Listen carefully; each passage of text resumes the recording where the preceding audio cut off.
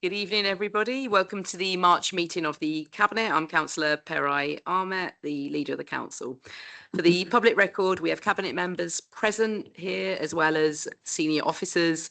Some non-Cabinet members are also present, and additional officers are also joining the meeting virtually and online.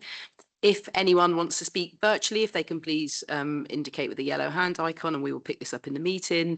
And this meeting is being streamed live and recorded by the council for subsequent broadcast via the internet site.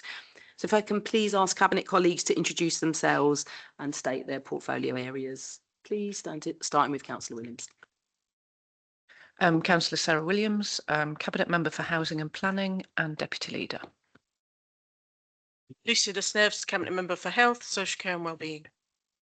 Councillor Ibrahim Ali, Cabinet Member for Climate Action and Environment. Councillor Ruth Gordon, Cabinet Member for Placemaking and the Local Economy. Cabinet Member Dana Carlin, Cabinet Member for Finance and Corporate Services. Seema Chandwani, Cabinet Member for Tackling Inequality and Resident Services. Ajda Ovat, Cabinet Member for Communities. Zina Brabazon, Cabinet Member for Children, Schools and Families. And I'm Emily Arcan, the Cabinet Lead for Culture and Leisure. Thank you. Do we have any apologies for absence? None received, Chair. Okay, item 3, which is urgent business. There are no new items of urgent business, but we do have a late report to consider. In item A, matters referred to Cabinet by the Overview and Scrutiny Committee, and an updated Appendix B and explanatory note for item 23 under Occupation Policy. The reason for lateness of these items was to consider the accuracy of responses to matters provided by the Overview and Scrutiny Committee for item 8, and the updated Appendix B and explanatory note for item 23 were due to late legal advice being received on the report, which is contained in the explanatory note. For this reason, I'm happy to accept these late reports and appendices for consideration with items 8 and 23. Can I please ask, moving on to item 4, if Cabinet members have any declarations of interest to make tonight? Councillor Chandwani.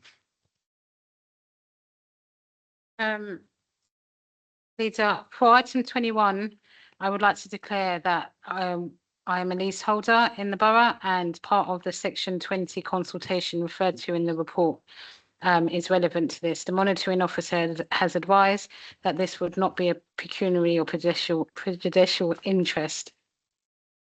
Councillor Arcan. I'd like to declare the same, please, Leader. Thank you. Okay, if we can, sorry, anyone else? No.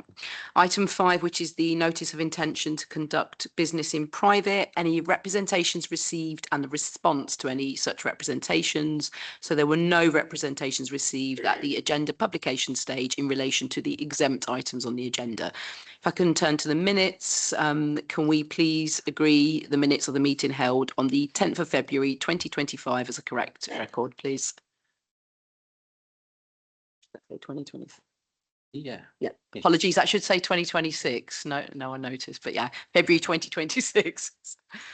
Okay, item 7, deputations, petitions and questions. We have received a deputation from local residents relating to the neighbourhood community infrastructure levy spending round 2. I have accepted this deputation as it relates to an item on the agenda and concurs with part 4, section B, paragraph 30 of the Haringey Constitution. Given the public attendance for this item, I propose that we vary the agenda to take item 18 on the neighbourhood community infrastructure levy spending round 2 after this item. Is everyone agreed? Agreed. I also wanted to set out how this item will be taken forward, so the attendees here are clear on the decision making and how this meeting will work. So once we hear from the public attendees and Councillor Williams' response, we will then proceed to consider item 18. Councillor Williams will present the report and Cabinet colleagues will ask questions. So if I can please ask the deputies to join us at the table and introduce themselves. Thank you. So you have 3 minutes to present your deputation, following which I've allocated 5 minutes of questions from Cabinet members, followed by a response from the Cabinet member of 5 minutes. So when you're ready, if you can please introduce yourself. Thank you. Super. Right, thank you, Chair. My name's Dan Jones. I'm here tonight to give voice to the hundreds of residents in Bounds Green who engaged with the council's neighbourhood CIL consultation.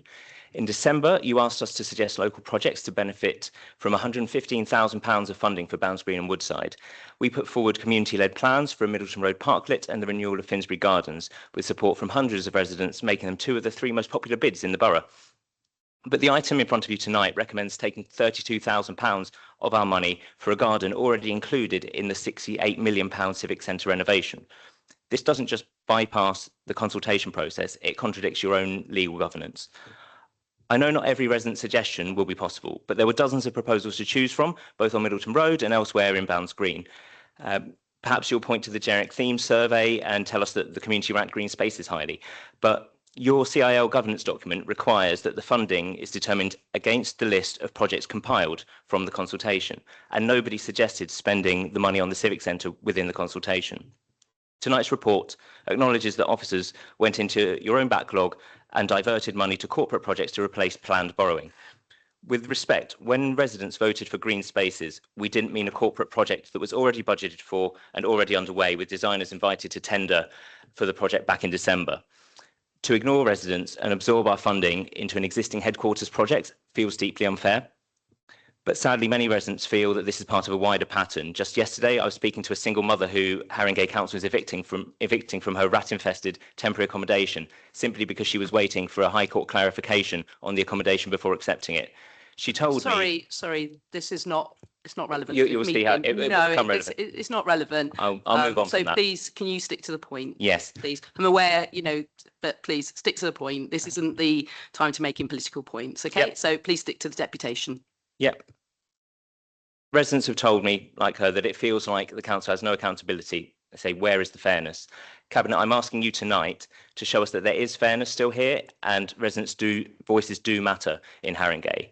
So I've got 3 questions for you tonight. Firstly, with dozens of community-backed options to choose from, whether on Middleton Road or beyond within Bounds Green and Woodside, how can you justify ignoring them all to funnel £32,000 into an already budgeted for project?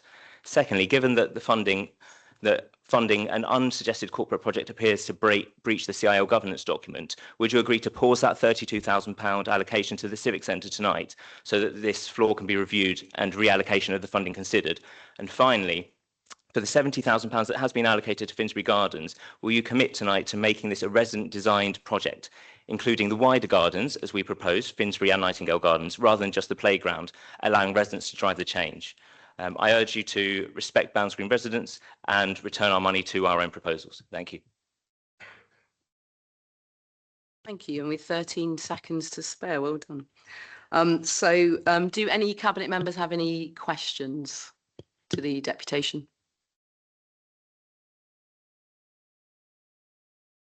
Okay, Councillor Williams. Hi, Dan. Thank you for coming in to speak to us this evening. It is appreciated. So the consultation via Commonplace Survey received responses across the borough from over 2,700 people, generating more than 500 project suggestions with an approximate total value of over 20 million. Whereas this second phase of NSIL distribution, there's 1.7 million to distribute across 9 funding areas, 2 of which have neighbourhood forums. So clearly 7 areas for us to consider today. And clearly difficult decisions had to be taken. Applying the Council's adopted community infrastructure levy governance framework to this volume of proposals required difficult prioritisation. Many strong ideas could not be recommended because they didn't meet the necessary criteria or could not be delivered within the NSIL timeframe. But I want to respond clearly and directly to your concerns raised about this round of NSIL allocation, and in particular to the suggestion that Middleton Road has been overlooked or that decisions were made without regard to the consultation. We are delighted to have been awarded the 2027 London Borough of Culture by the Mayor of London, and as part of that we decided to allocate a small sum of £6,500 in each of the 21 wards across the borough for a mural in each ward to create an enduring legacy of the year-long programme of events celebrating diversity, culture and creativity. Additionally, for Woodside Ward, we have allocated 32,560 and 93 pence actually towards implementing the new communal garden project. The woodland garden proposal has been shaped through extensive engagement and is intended to provide high quality accessible space for local residents and the wider community. And this will be a new amenity featuring new woodland garden and seating area for the whole community to enjoy. It's going to be especially suitable for those who want peace and tranquility. However, the vast majority of the 15,000, excuse me, is going to fund improvements in Finsbury Gardens. And I'll take this opportunity to point out that Finsbury Gardens received the third highest number of responses across the borough, and the first highest being the project in Ensill Area 1. Finsbury Gardens is much loved and well used neighbourhood green space. Although the bid on Commonplace was for 40,000, our Parks Department advised that a sum in this excess was needed to make all the necessary improvements. We've therefore allocated 70,000. As with all our other parks, this refurbishment will be designed with the local community. Each of these allocations aligns directly with the top 3 priorities identified. That is tree planting and green spaces, street and curbside improvements, and play spaces and facilities. Turning to Middleton Road. While the suggestion did attract a high number of online endorsements, officers assessed every proposal against the same criteria: cost, land ownership, planning constraints, long-term maintenance, and deliverability with the Ensill timescales. And funding must be allocated across the whole ward and the borough in a way that balances need, feasibility, and deliverability. Some projects are ready to proceed now. Others require further development before they can responsibly receive public money. Several Middleton Road related ideas may well be viable in future rounds once feasibility work is complete or alternative funding is identified. And it's important to recognise that the council has already invested in Middleton Road, and this includes 3 new parklets delivered in 2023 to support local businesses.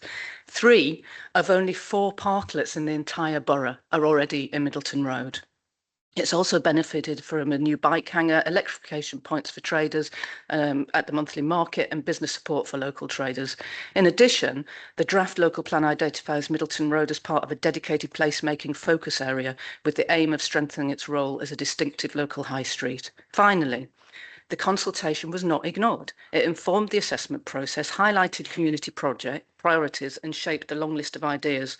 Our responsibility is to allocate funds lawfully, strategically, and in a way that ensures projects can be delivered. This ensures that public money is used responsibly and transparently. And we very much welcome continued engagement and look forward to working with residents to develop future proposals that are both ambitious and deliverable. After all, Phase 3 Ensill allocation is just round the corner. Thank you, Councillor Williams. Do any Cabinet members have any questions for Councillor Williams?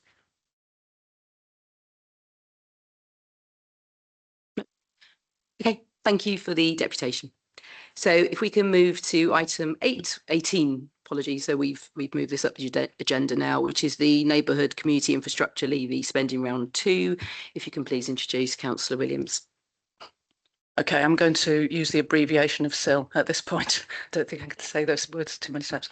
So the SIL is a charge on developers based on floor space of new buildings to help fund infrastructure needs arising from new development. Legislation allows 15 to 25% of SIL collected to be spent in neighbourhoods on infrastructure which addresses the demands that development places on an area. This is called neighbourhood SIL. In 2020, the council approved the spending of 2.2 on 41 round 1 Ensill projects. Most of these have now been delivered and have made a contribution to new improved local infrastructure in Haringey, including the delivery of Rising Green Youth Hub in Wood Green, investments in Springfield Park, Bruce Castle Park, Hartington Park, Woodside Parks and the tennis courts in Downhills Park, a new pedestrian crossing by the junction of Roundway and Lordship Lane, 13 bike hangers, 13 redeployable CCTV cameras to combat fly tipping, and 14 on-street waste containment schemes to keep busy streets free from rubbish. The report sets out recommendations for the spending of a further 1.73 million of Ensill on round 2 Ensill projects. The projects will deliver local improvements that help ensure neighbourhoods feel some of the benefits of new development in their area. The overwhelming feedback from local residents was to see more investment in trees, parks, green spaces and public realm. The chosen projects are informed by recent community consultation on the spend by NSIL and are a key example of our commitment to the Haringey deal in terms of involving residents making decisions about their neighbourhoods. The chosen projects include projects specifically suggested by residents and community groups alongside projects that support suggested community priorities for neighbourhood investment. These are tree planting, green spaces, street and curbside improvements, play spaces and facilities, community safety measures, cultural facilities, cycling facilities, traffic calming measures, school grounds and buildings. Based on these community priorities, the following projects are being funded in round 2. Tree planting and green spaces, we have tree planting environmental improvement in St Answood, a parklet in Pinebury Road area, Tottenham Green Streets tree planting, Brunswick Park enhancements, greening in Highgate, Crouch End open space improvements, Belmont Recreation Ground sustainable urban drainage, street and curbside improvements, the parklet in the Pembury Road area, Queen's Park footpath improvements, Parkland Walk footpath improvements between Stapleton Hall Road and Finsbury Park entrance, reconstruction of Parkview Road footway, White Hart Lane benches, Crouch End Town Centre and urban realm improvements, play spaces and facilities. The list is long. Alexandra Park playground improvements, Finsbury Gardens playground improvements, Tower Gardens play area, Broadwater Farm, Manstons and Limpney play improvements, and Bruce Castle Mooga. That's an all-weather sports pitch. There are some community safety measures as well in Wood Green with lighting improvements and cultural facilities with the Green Lanes Festival as part of the London Borough of Culture and the London Borough of Culture murals. Thank you. Thank you, Councillor Williams. Any questions for Councillor Williams from the Cabinet? To imagine Councillor Corley Harrison has some questions. Thank you. Evening, everyone.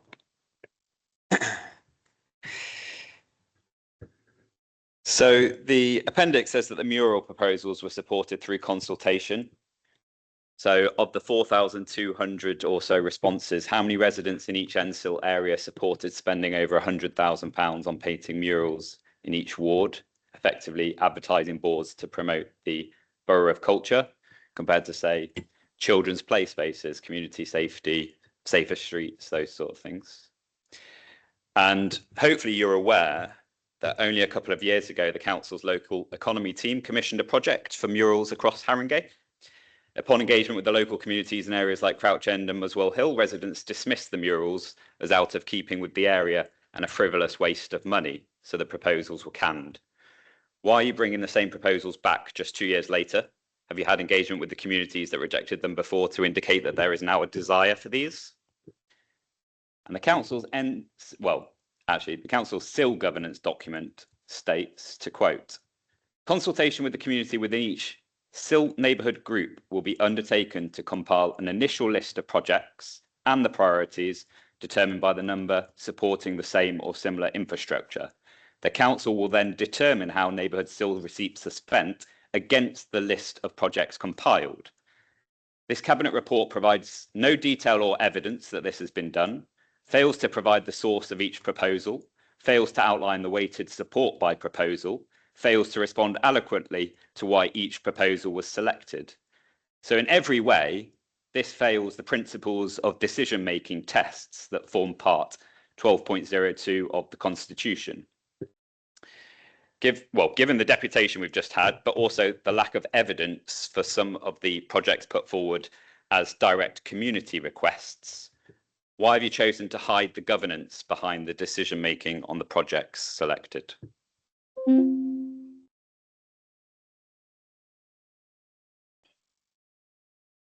Well, we haven't hidden the governance, if that is the actual question.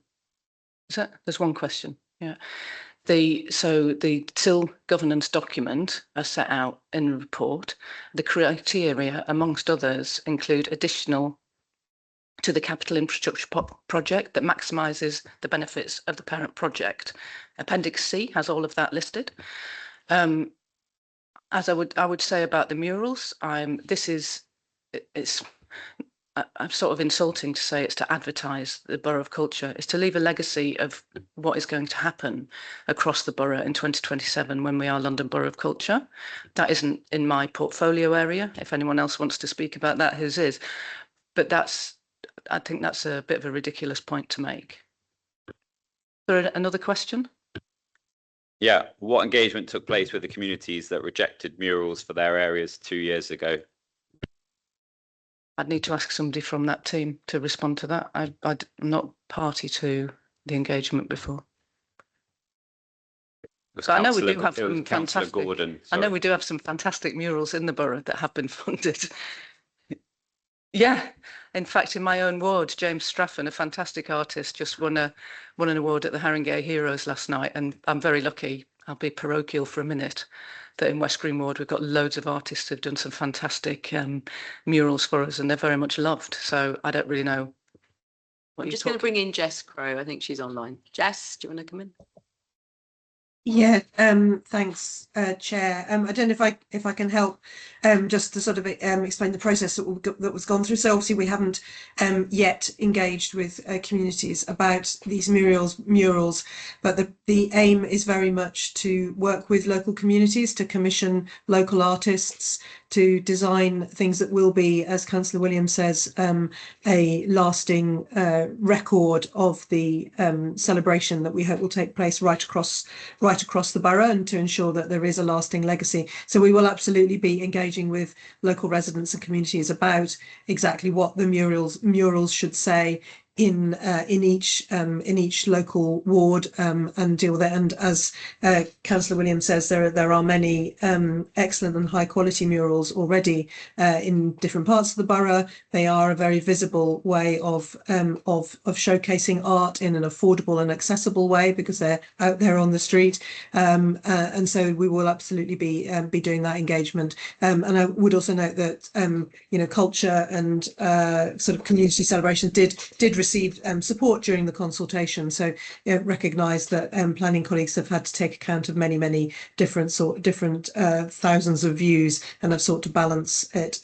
So we're grateful that culture was recognised as an important part of placemaking and for use of NSIL. So there will be engagement on what exactly the murals content and design is, and we hope it will be drawing on the many local artists that we know we've got.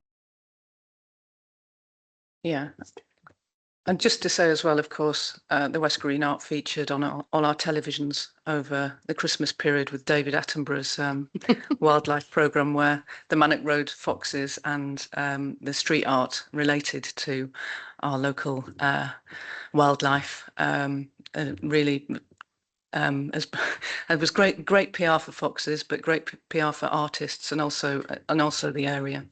But I'd like to bring Rob Chisovsky in on the detail about being policy compliant and legal in all of our decision making. Thank you, Councillor Williams. Thank you, Chair. Just on the point about the SIL governance document, so we were able to do both processes in parallel, do an open-minded consultation on the sort of themes and priorities that residents wanted, and also on specific projects that people were interested in their local area as well. So we're able to capture all that information from the community, and the SIL governance document goes on to list all the criteria that need to be assessed. So Councillor Williams is quite right, listed in Appendix C. So those factors all have to be taken into consideration in the decision-making process. So that's set out in the report. Thank you.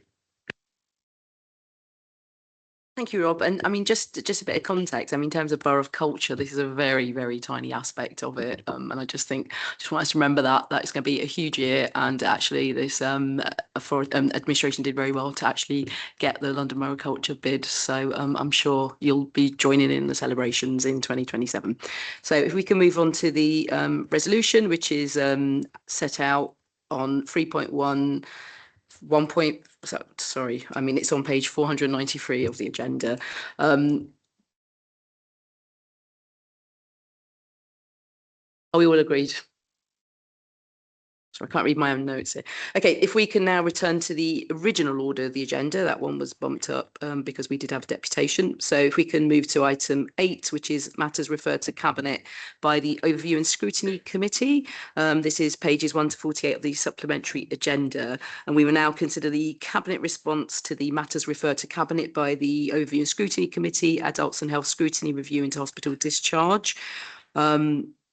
And this is going to be introduced by the Chair of the Adults and Health Scrutiny Panel, Councillor Connor. So when you're ready, Councillor Connor, you've got 5 minutes.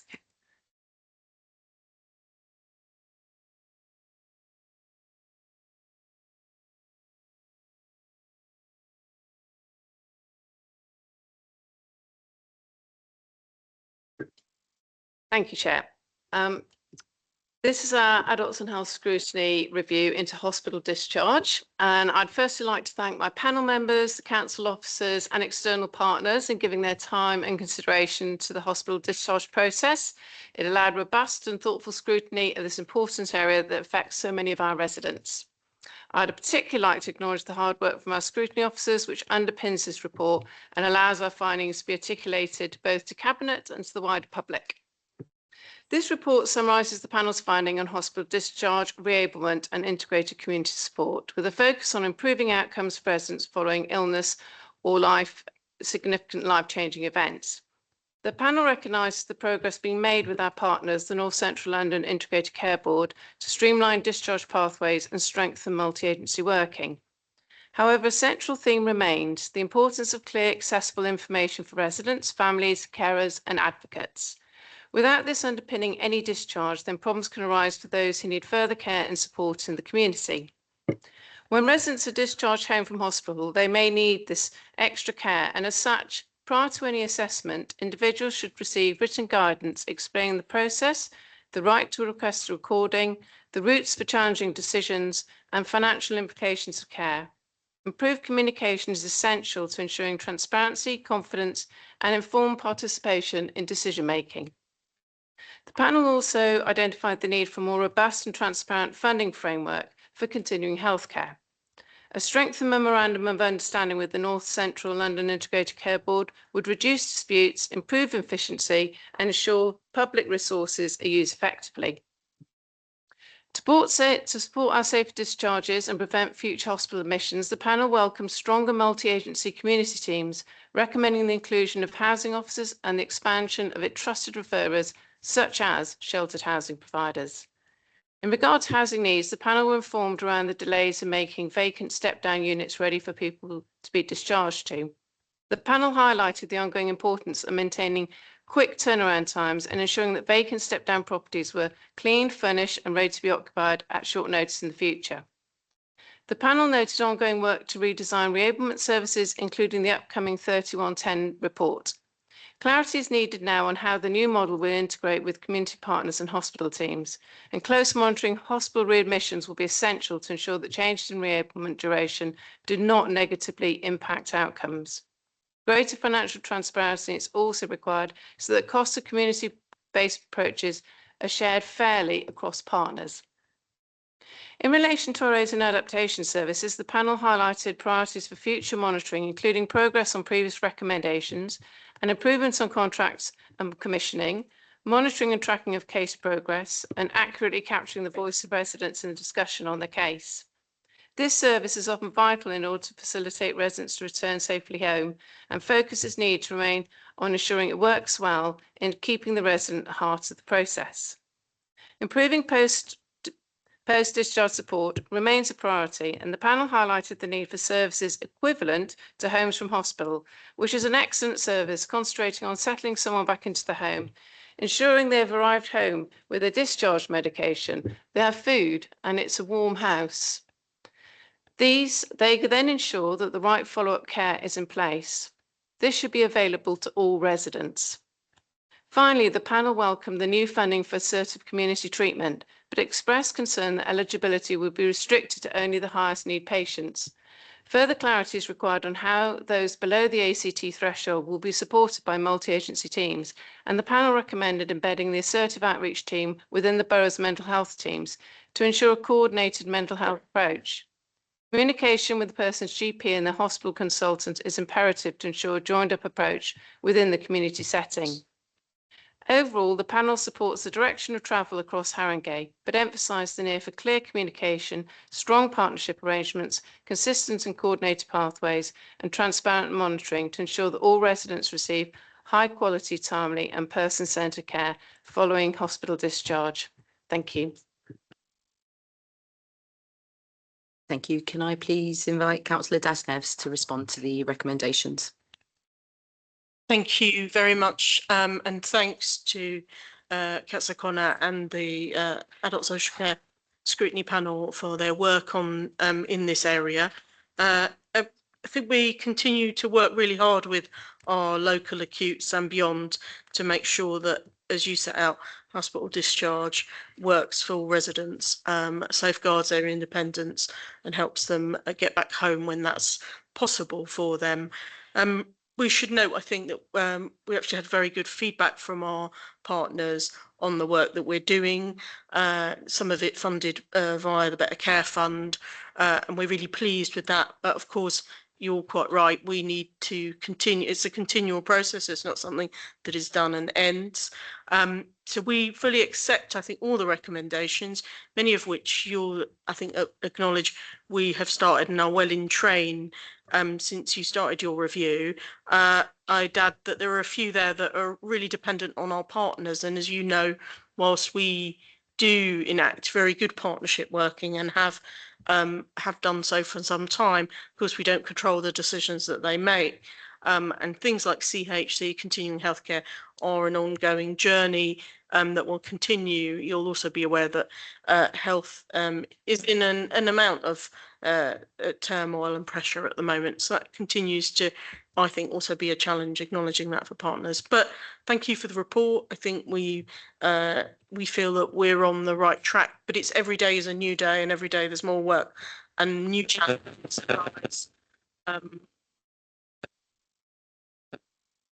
Sorry about that. That's a way to make a statement, I suppose. And just so thank you very much for the report and for the work of the committee, really, and I recommend it to the Cabinet. Thank you. Can I ask if any Cabinet members have questions for Councillor Connor?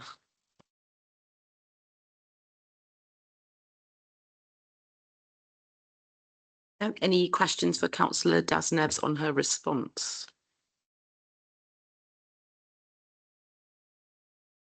All very clear, obviously. Okay. So if we can now move to agree the responses to the recommendations proposed by the scrutiny panel as set out on page 43 to 47 of the supplementary pack. Are the responses to the recommendations agreed? Agreed. Thank you. And thank you, Councillor Connor. Okay. We can move to item 9, which is the 2025-26 finance update, quarters 3. Can I ask Councillor Carlin to introduce, please? Thank you, Leader. This report provides an update of our financial position for quarter 3 of 25-26. It's encouraging our predicted overspend reduced from 34 million in quarter 1 to 23.4 million in quarter 2, and has now reduced by further 4 million to 4.5 million to about 19 million. This includes an increase in unrecovered historic parking debt, which, while disappointing, is not a service pressure that will impact next year's budget. And taking into consideration corporate contingency, at this point in time, it looks like our position will be an overspend that will come down to around £11 million at the end of the year, which is a much improved position to that which was being forecast at quarter 1. Most of the reduction has been seen in improvements in service overspend, especially adults and temporary accommodation, and in reduced capital spend. This will have a direct impact on the amount of EFS required for this and next financial years, and contributes to our medium-term plan for financial stability. The housing revenue account is also showing an improved position. As you will note at 1.13 of the paper, this is due to tighter contractor performance, reduced emergency decant use, recruitment slippage, income pressures, rental income, and also some slippage in the capital programme. Despite the slippage, the council reported that we have completed 1,000 new council homes, and actual fact is now over 1,300 new council homes, with many others on site. I will, of course, always reference our capital programme. Ensuring it's under constant review to reduce the revenue impact of borrowing is a priority. Capital is focused on essential spend, where the investment reduces revenue costs in the long run. We will continue to build our new council homes, however, creating genuinely affordable homes for our residents and reducing the cost that unaffordable and poor housing has on other public services. We are pleased the government has recognised the need for additional funding for boroughs such as ours. The additional just under 18 million has increased our core government grant to additional 25.3 million over the next 3 financial years. This, plus any increase in council tax, is, however, not enough to close our budget gap. However, with the work we are doing across the council to increase income, to reduce service spend and the cost of borrowing, a sustainable financial position now looks achievable in the medium term. Thank you. Thank you, Councillor Carlin. Do any Cabinet members have questions for Councillor Carlin on this report? No. Councillor Corley-Harrison?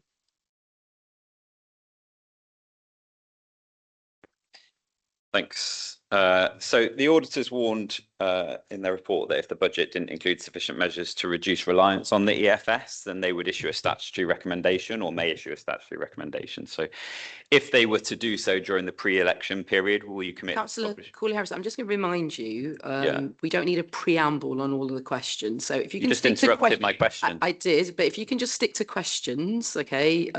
So I'm just warning you in advance, or I should have come in at the beginning, but stick to questions, please. What is a question? Okay. Do you want me to read the whole thing again? If this is received during the pre-election period, will you commit to publishing it immediately? What? Sorry. That's question one. Okay. I'll do them all together, yeah? But we might be changing the whole thing in the last cabinet. No. Question 2. Why are we throwing taxpayer money down the drain on additional hundreds of £1,000s on bank charges? Shouldn't this be the sort of thing that we are meticulously avoiding? And the performance report from October to December 2025 was published only shortly before Q4, day after the budget. Scrutiny committee won't debate it until tomorrow, so after this meeting. Will you commit to pre-scrutiny on all of our quarterly financial updates commencing immediately?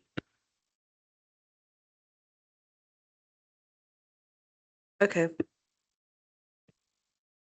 In terms of the statutory recommendation, if it is issued, normally nothing. I'm not sure exactly. I will ask Tara to answer that. As it will be the pre-election period, if you're talking about in the pre-election period. In terms of bank charges, the council, as I'm sure you know, in terms of our financial recovery, is looking across absolutely everything. Bank charges is certainly one of them, and we are looking at making savings in that area because everything is being looked at. It's not as if we're sitting here relaxed about our financial position in any way. We are in a period of financial recovery. Our aim is to be financially sustainable in the medium term horizon. It's not going to happen in a year, but what the government has done is given us a 3-year funding for settlement, and we need to, within that 3-year period, aim for that horizon where we are going to be financially sustainable. Now, obviously, that entails looking across the council at everything, every single place, every single area in detail where we're spending money or whether we can save money. I can assure you that bank charges are one of the things that we are looking at the moment and expecting to make savings on that. So that is already being worked on. In terms of pre-scrutiny for the scrutiny committee, the scrutiny committee scrutinises decisions that have been taken, as I'm sure you are aware. Although there are meetings that take place in advance, the actual scrutiny meetings will they scrutinise decisions of the executive that we've already taken. So I'm not really sure how pre-scrutiny would work in those circumstances, but I'll speak again to Tara. Thank you, and thank you for the questions. In terms of the statutory recommendations, if the external auditors do decide to issue, and I should say at this stage, nothing has been received since that Budget Council meeting a couple of weeks ago. So we will receive a written response in the form of a letter, and we will need to publicly respond to that at the next available cabinet, which will be, depending on when it arrives, we will then need to do a public response as part of that cabinet meeting, which, should it come through March, April time, that therefore will require a formal response at the June cabinet. So that once we receive the if we receive the notification, then we will prepare for that response at that stage. In terms of the bank charges, you have quite rightly identified, and particularly an increase since Q2. That's the charges associated with the payments that we receive by card, which is absolutely something that we want to promote rather than kind of certainly use of cash, should I say. We have identified that that is a pressure. We have also, and there's an item on the forward plan that will be coming forward it's called the merchant acquirer retender. So we have identified that that is probably not the contract that's not offering us best value for money. So we are proceeding with that, and that should be something that comes forward, and we would expect costs to be reduced. I mean, I still say we should be promoting card payments, so it's important that we get best value for the bank charges. So that is in hand, and that's on the board plan. In terms of the pre-scrutiny, that would be a change in how we do things at the moment. So looking at the monitoring officer, it'd be something that would need to be considered by the Constitutional Working Group. But I'll pass over to the monitoring officer. Yes, thank you, Taryn. So yes, if that was a proposal that was to be considered, it would have to go through Constitutional Working Group, and then if agreed, would go on to Standards Committee and full council.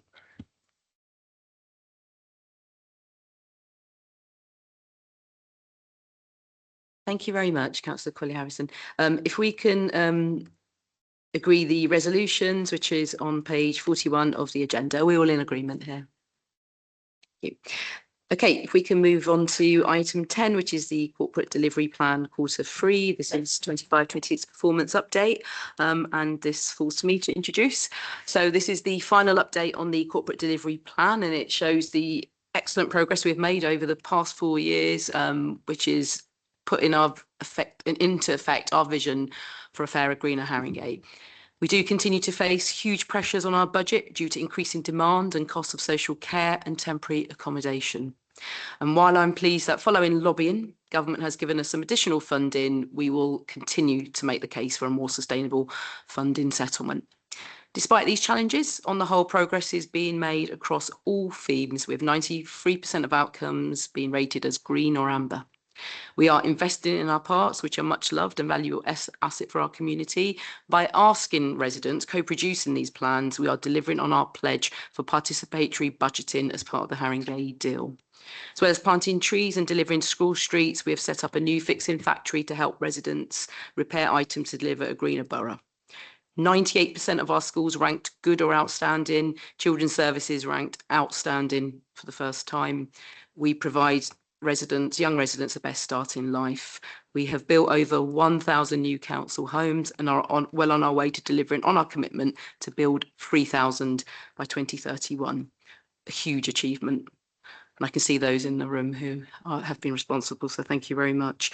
The report also highlights areas where the council has not achieved the milestone or timescales we expected, with an explanation of why this is the case, so we are transparent and will continue to drive improvement. And that's been a theme of this administration. We've been very open about areas that we need to improve on, and we've produced plans in those areas and have been working towards those plans. I'm really proud of the progress we have made and are continuing to make as a council, and we will continue to focus on delivering for residents here in Haringey. Any questions for me? Or yourselves, actually, because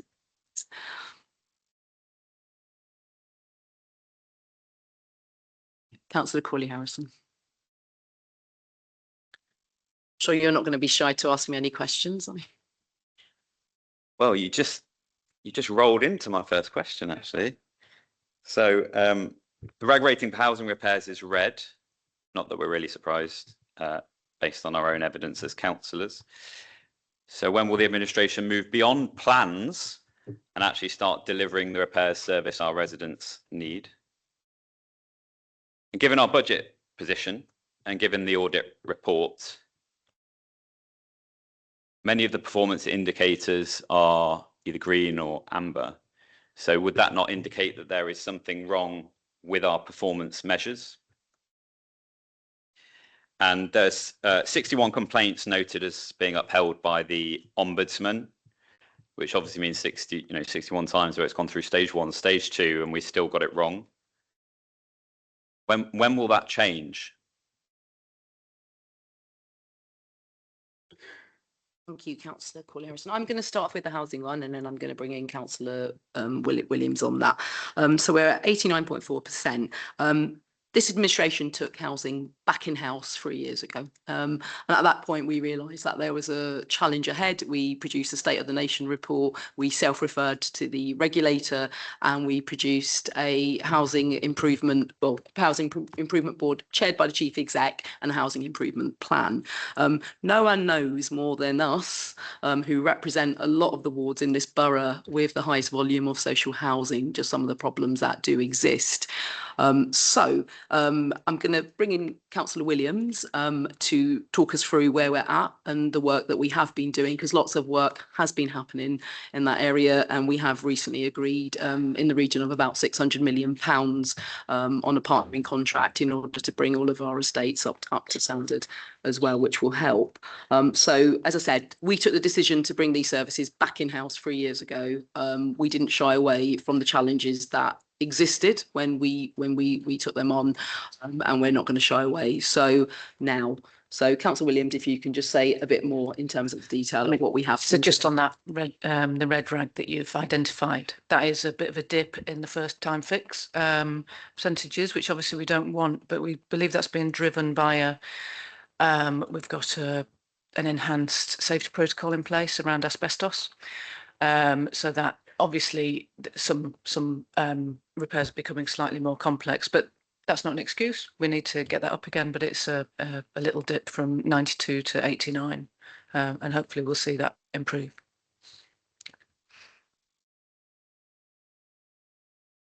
Sorry, so there was a question on Ombudsman. Seema, was you going to come in on that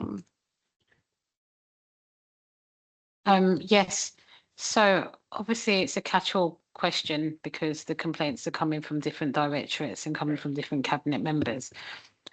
What I will say is 61 is 61 too many, and the path that myself, Claire McCarthy, Jess Crow and Andy Donald himself are trying to work towards is, what do we learn from this? On a separate note, when we rip out millions of pounds out of local authority infrastructure and we don't have the staffing to do the work that we want them to do, we don't have the inspectors, we have caseworkers and social workers working on cases beyond what they should be, then mistakes will be made, things will fall back, people will go off sick, things won't happen as great as they should be. And so I just want to make sure that we put this into context, that there is a lot going on in a borough, that there is a lot going on. We do have highly complex needs. We do have a vast range of residents with different issues and different needs. But this is not an excuse. 61 is 61 too many. But I do feel that we need to understand the environment that we're working in, both financially and the kind of wider context of what's going on in this borough. Thank you, Councillor Chalwani. Just on your point about how ambitious we are in terms of our target, absolutely ambitious. We've delivered on them. That's why they're all rated green or amber. So I think that's something to celebrate. Was there another question in there as well? Well, that wasn't really my question. My question was, are the performance indicators not accounting for the financial pressures, really? That is my question. They are, and we've delivered. I mean, as an explanation in terms of what we've delivered, if we're talking about council homes, I mean, this is all built into the budget. We've not done anything out of budget. The pressures obviously exist in very specific areas like social care, temporary accommodation. So I'm not really sure what your question's getting at. Which one have we, for example, not? Well, if you give a specific example, maybe have, I'm slow tonight. Given we have so many performance indicators which are green and amber, but we're borrowing the fourth highest amount of any council in England, are these being revisited with that financial position in mind? So yes, we've obviously relooked at the borrowing and capital programme, but what's the, can you just be specific? Are you suggesting we don't borrow to build council homes, for example? Is that a question? Is that what you're asking? The question is how on top of the, how much do the performance indicators relate to the budgetary position that we are in? It's, you know, we can say, oh, we want to build, you know, 1 million council homes and borrow all the money in the world and deliver them. And that can be green, but we'll be bankrupt overnight, of course. So it's not sustainable. Right. So it has to account for the financial position that the council is in. Any performance indicator has to have a financial element to it. Of course. So in terms of the corporate delivery plan, it was costed at the beginning of the administration. Then we re-looked at it into 2 years. And throughout this, there have been some that we perhaps have looked at and said over time, maybe we can't deliver due to costing. So that constant reevaluation is happening. Okay. Yeah. All right. Donna, did you want to come in, add something extra? I think we come back again to the reason for the pressures in Haringey, and the reason for the pressures in Haringey are the demand-led pressures. It's not that we can't find, and we're constantly looking for savings within the council, as we said, for example, with banking charges, but the pressure that we have and what it's caused by is caused by demand-led pressures, it's caused by the demographics that we have in our borough. Would caused by a borough where life expectancy drops 8 years from west to east, where the latest indicators of deprivation show very high numbers of elderly people living in poverty. Those then feed through to our services. Does that mean that we shouldn't have delivered over the course of this entire administration the things that we set out to do? Well, if you're saying that, really, then what you're saying is that we don't deliver for our residents. We accept that we're in just a declining position. We don't actually deliver anything, and it's just progressive decline. And we just cut everything, damaging both our residents and our borough. That is something that we don't want to do, because in actual fact, that in the end doesn't make savings. That in the end, when you have a demographic, as we have in Haringey, who require services, require investment, require good places to live, require good parks so that they can have leisure activities in those parks, etc., etc. By not providing those services, we will see the knock-on effect on the services, on our statutory services, such as adults and children. So the premise of what you're saying, I think, is incorrect. I think there are things that we need to do in terms of delivering financial sustainability over the medium term. I completely appreciate that. And as I said in my introduction to Q3, we are seeing increased funding coming from government, and I'm sure that there will be additional funding coming from government. But what you seem to be proposing is managed decline, and in actual fact, none of us want that. Thank you. No, you've completely put words in my mouth. Okay, That's not true at all. What I was asking, Chair, if I may, for a point of clarity, because I don't want this to be misconstrued, was whether the items that are rated as green to be delivered have been delivered on budget in line with our spending So I think that's been answered. And as Okay. I said, what I don't want Which was to- not what councillor Okay, Carlin that's answered, though. fine. I guess what I do, this is a performance update, and really what I don't want is anyone walking away from here today without it in their mind just how much has been achieved over these 4 years, despite the financial challenges. I don't want anyone to leave this room or anyone watching online to be in any doubt about all the achievements, some of which I listed earlier, and no doubt I'm going to get the opportunity to list a few more times since. But there have been some amazing achievements, and there are officers in this room who have led on that and have been, front and centre of that. So this is a performance report. There's areas of weakness. We've identified it. We know what needs to happen. Thank you. I'm going to move to the vote now on this. Okay, so if we can all agree the resolution, which are on page 188 of this agenda, do we all agree? Excellent, thank you. Item 11, which is the adoption of a digital inclusion policy. Councillor Carlin. Thank you, Leader. Being able to access services, shop and interact online is no longer a luxury.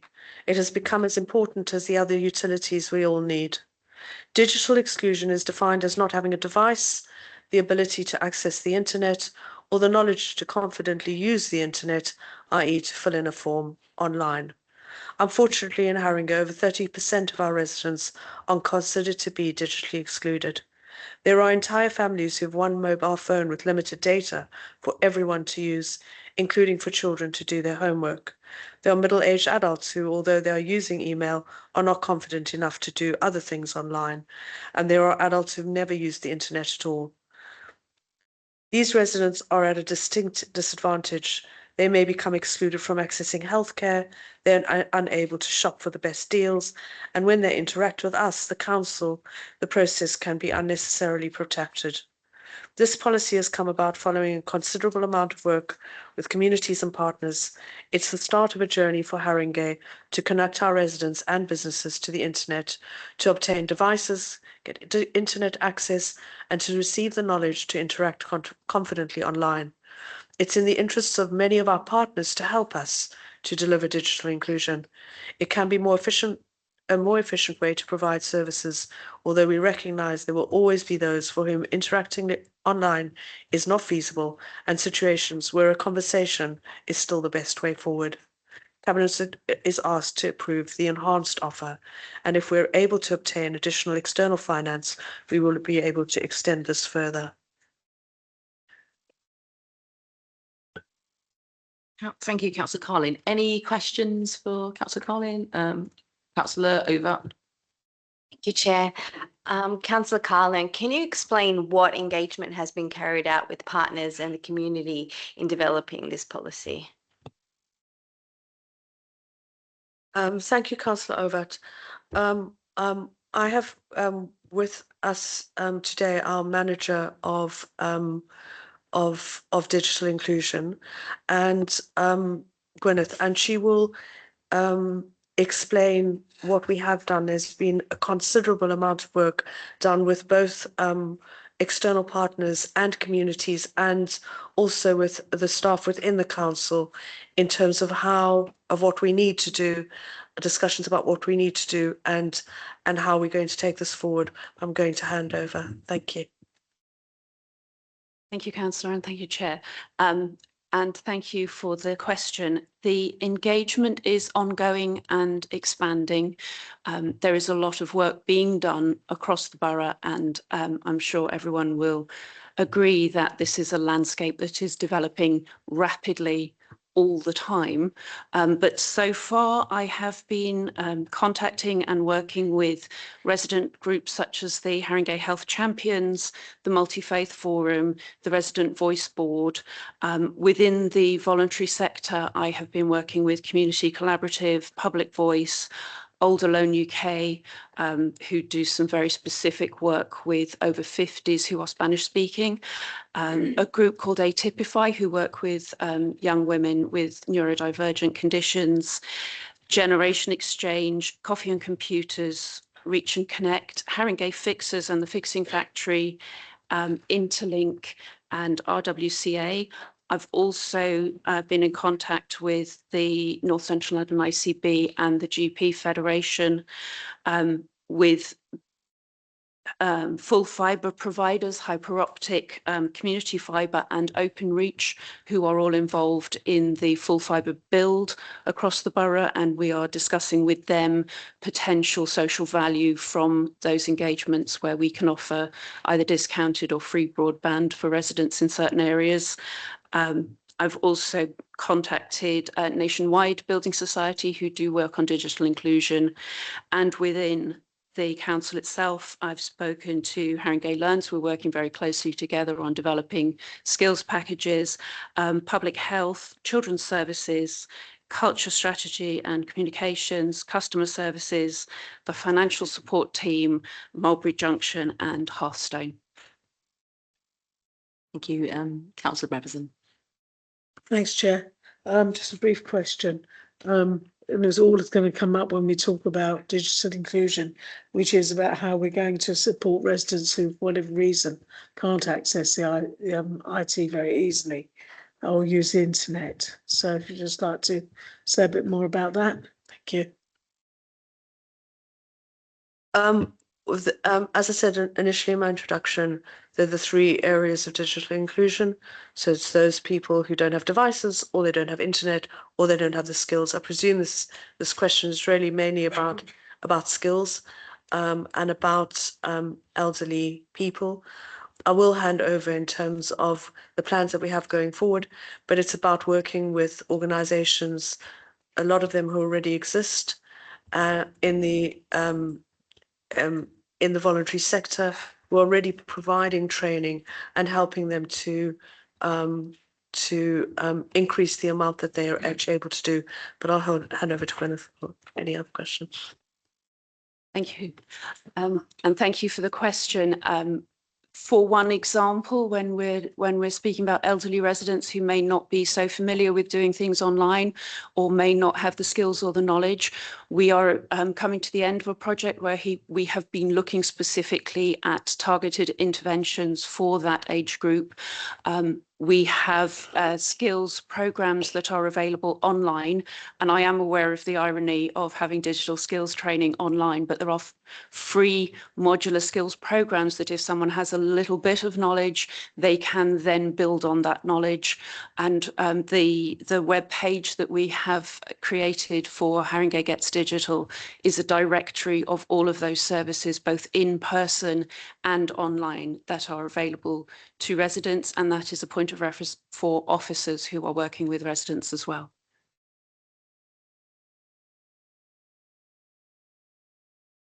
Thank you. Councillor Gully-Harrison.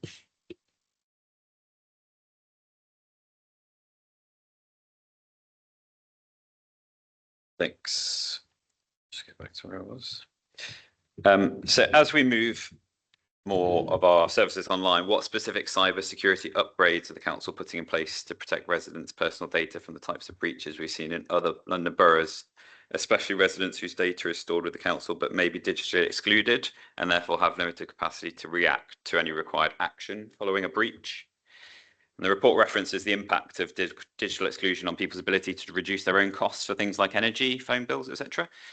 Does the council have any plans to offer drop-in price comparison and bill swapping sessions where residents are supported manually in finding alternative suppliers to bring their costs down? The report notes that internet access can be a contributor to digital exclusion. Given that the council is the biggest landlord in the borough, and bearing in mind what you just said about working with Openreach and community fibre, etc., many of our estates contain multiple properties in single locations. So is the council working to negotiate bulk buy offers for things like broadband to its residents? In terms of cybersecurity, that needs to be part of the package when we roll it out. Obviously, when people are going online for the first time, we know people are at risk, for example, of phishing, etc. So it has to be part of the package of you get online, but these are the things you have to be careful of. A lot of people who we're talking about are digitally excluded in terms of being able to fill out a form, but they're already on text message, WhatsApp, Facebook, etc. So they're already at risk of fraud, romance fraud, etc., and they're already subject to that. So this obviously has to be part of a program rolling out to residents, but a recognition that that problem is there already, regardless of actual digital inclusion. Just being on a phone, you can get a text message. Hi dad, hi mum, this is my new number, or whatever, which I got one on last week. So in terms of cybersecurity, I'm going to hand over to Gwyneth in terms of we are doing work with organisations in terms of both in terms of devices, and in terms of rolling out of broadband, speaking to T-Fibre, for example. I'm just going to hand over to Gwyneth for her to actually explain what we've done on that. Thank you, and thank you for the actual physical infrastructure for the broadband to properties is something that is being handled as part of a separate project and is not within the remit of digital inclusion. The digital inclusion aspect of that project is to liaise with those providers to see whether we can get benefits for residents. We are also within the work on the website. We have direction for residents to how to obtain social tariffs or cheaper, lower cost broadband, and that information is being promoted with the financial support team and customer services so that they are able to support residents with those things. With regards to the data security, any program that is rolled out outside the remit of the digital inclusion work would of course conform to our highest security standards for any of our systems. And as Councillor Carlin has mentioned, any work that we would do supporting residents to get online would also very clearly teach them how to be scam aware and as safe as possible online. Okay. Okay, thank you. So if we can move to the resolutions, which are on page 274 of the agenda. Is everyone in agreement? Thank you. Okay, item 12, which is the approval of a draft older people's housing strategy for consultation. Councillor Williams. Thank you, Leader. So as we know, the housing crisis in London is leaving more and more local residents unable to afford their rent, let alone afford a home that meets their needs. And we desperately need more affordable housing, and that is genuinely affordable housing. Haringey is building thousands of new council homes let at council rents. As we know, more than 1,000 have been completed since 2020 and another 2,000 are under construction. Our older community need affordable homes that meet their needs. We know that by 2040, we will need another 1,250 extra care home places, almost 500 of which would be at council rents. We know too that around 400 local people will need wheelchair adapted homes. At the same time, almost 60% of older people with care needs report loneliness. So our strategy proposes to build dedicated council homes at council rents for older people, build dedicated affordable homes for older people on lower middle incomes, which we call intermediate rents, build more affordable extra care home places and secure more private extra care homes, build more affordable sheltered housing and renovate existing sheltered homes, support community-led housing developments for older people, support mixed communities within housing developments, including older people, create public and community spaces in and around developments where people can come together and older people can build and maintain social connections, and also retrofit council homes to a minimum EPC, that's Energy Performance Certification B rating by 2035. So we are steadily expanding the supply of genuinely affordable housing in our borough month on month, year on year, to help more and more residents from every community to have a home that works for them at a fair rent. Thank you. Thank you very much. Any questions from the Cabinet on this point? No? Okay, Councillor Colley-Harrison.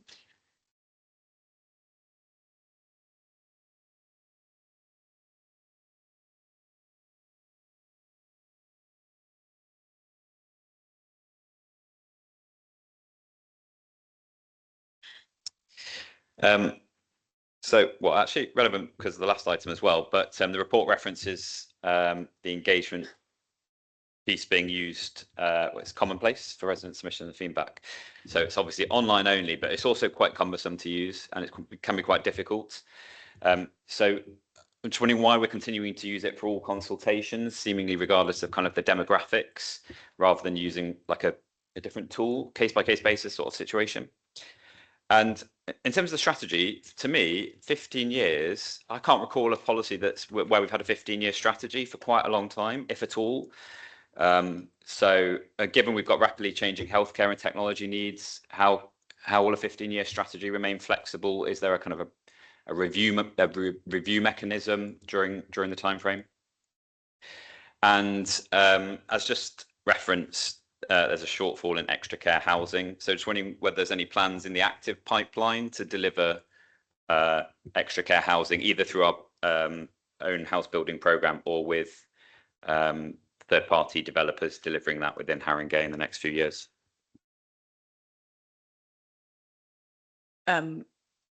Last first, so we've got, it's every 5-year review of the plan. But to say it's not just, if you looked in the appendix, you see the extensive engagement that's taken place. I can read you the list, but it includes African Caribbean Network, Carers First, Disability Action Haringey, GPs, Grace Organisation, Haringey Age Well Board, Haringey Council Carers Working Group, Haringey Council Supported Housing Continuous Improvement Group, Haringey LGBTQ+ Network, Haringey, and it goes on. Anyway, you can look within is page 369, which explains some of that to you.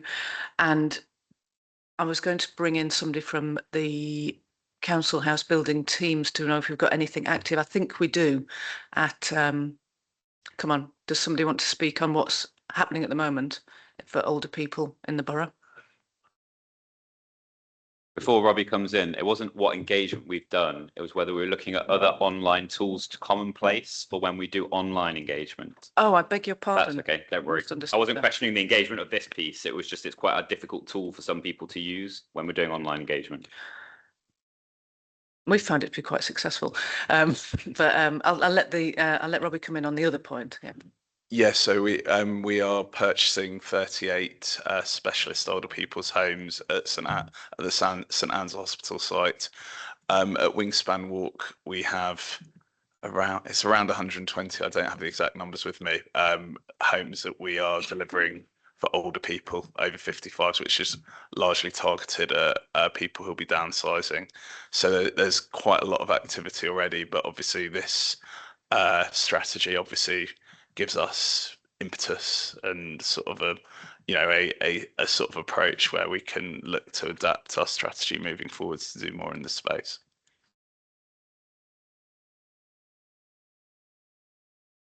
Thank you.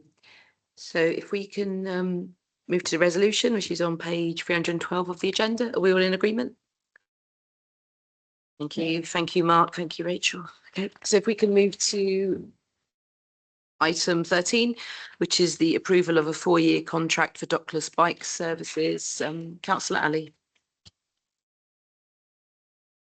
Apologies, Needy, you've caught me off guard. Just got to find my paperwork.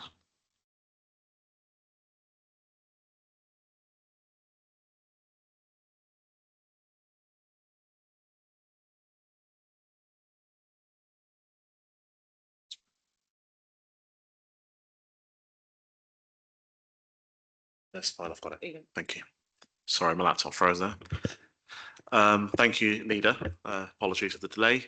I'm delighted to continue our journey with dockless e-bike trial hire. You may remember that Cabinet approved the scheme in September 2023. We committed to carefully managed borough-wide trials supported by geofenced and fixed parking bays, strengthened operator accountability, and an approach that avoids the problems seen in other areas. We also committed to listening throughout the trial period, and that the principle has shaped every stage of delivery of the e-bike scheme.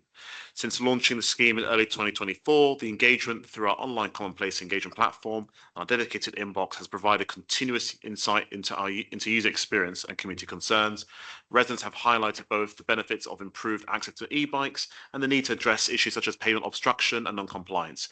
The feedback has directly informed operational changes, including the expansion of both marked and virtual bays across the borough and improved dedicated management plans from both operators, resulting in improved compliance.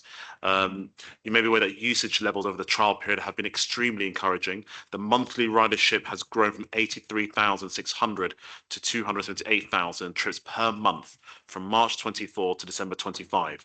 This reflects a strong uptake as the operators expand their fleet under the trial's formal arrangements. The trial has supported a permitted fleet of up to 2,000 e-bikes, significantly improving access to sustainable travel options. At the same time, we've also taken seriously the approximately 100 complaints received, mostly regarding poorly parked e-bikes, and worked with operators to improve responsiveness and double the number of parking bays. Our ambition is clear. We've always wanted to deliver a scheme that has increased travel choices, supports our climate and air quality commitments, enables more people to cycle confidently across the borough, including in areas challenged by steep hills where e-bikes make a meaningful difference. We're committed to ensuring that the expansion of the Dockless e-bike service is not at the detriment of the road and pavement users, and I'm confident that with continued engagement and improvement as the new contract progresses, the scheme will play a central role in expanding active travel, improving health and well-being, and meeting our environment goals. Thank you, Chair. Thank you, Councillor Ali. Is there any questions for Councillor Ali on this report? Councillor Williams. So how's this going to help us control line bikes in Haringey, do you think? Thank you, Councillor Williams, for the question. Obviously, one of the things that we are looking to do as part of this process is to deal with the issue of bike dumping on our pavements, make sure we get a fair share of the profits for residents, and to make sure that the e-rental bikes are more affordable. And there's a number of measures we're setting out. One of those measures that I'm really delighted to share is that we're setting out a minimum response time in the contract to make it clear that dump bikes must be collected in a certain time frame. We also are requiring operators for the first time to have GPS accuracy to the nearest meter. That ensures that we're making sure that we're getting the bays, or the bikes parked in the bays or close to the bays as possible. And then finally, and I think that a number of residents have been demanding for a long time, new enforcement powers and fines under the contract. With all these measures taken into account, this will hopefully put us in a good position to sort of deal with the issues that residents have been rightly raising. Thank you. Any more questions from the Cabinet on this report? Okay, Councillor Corley-Harrison.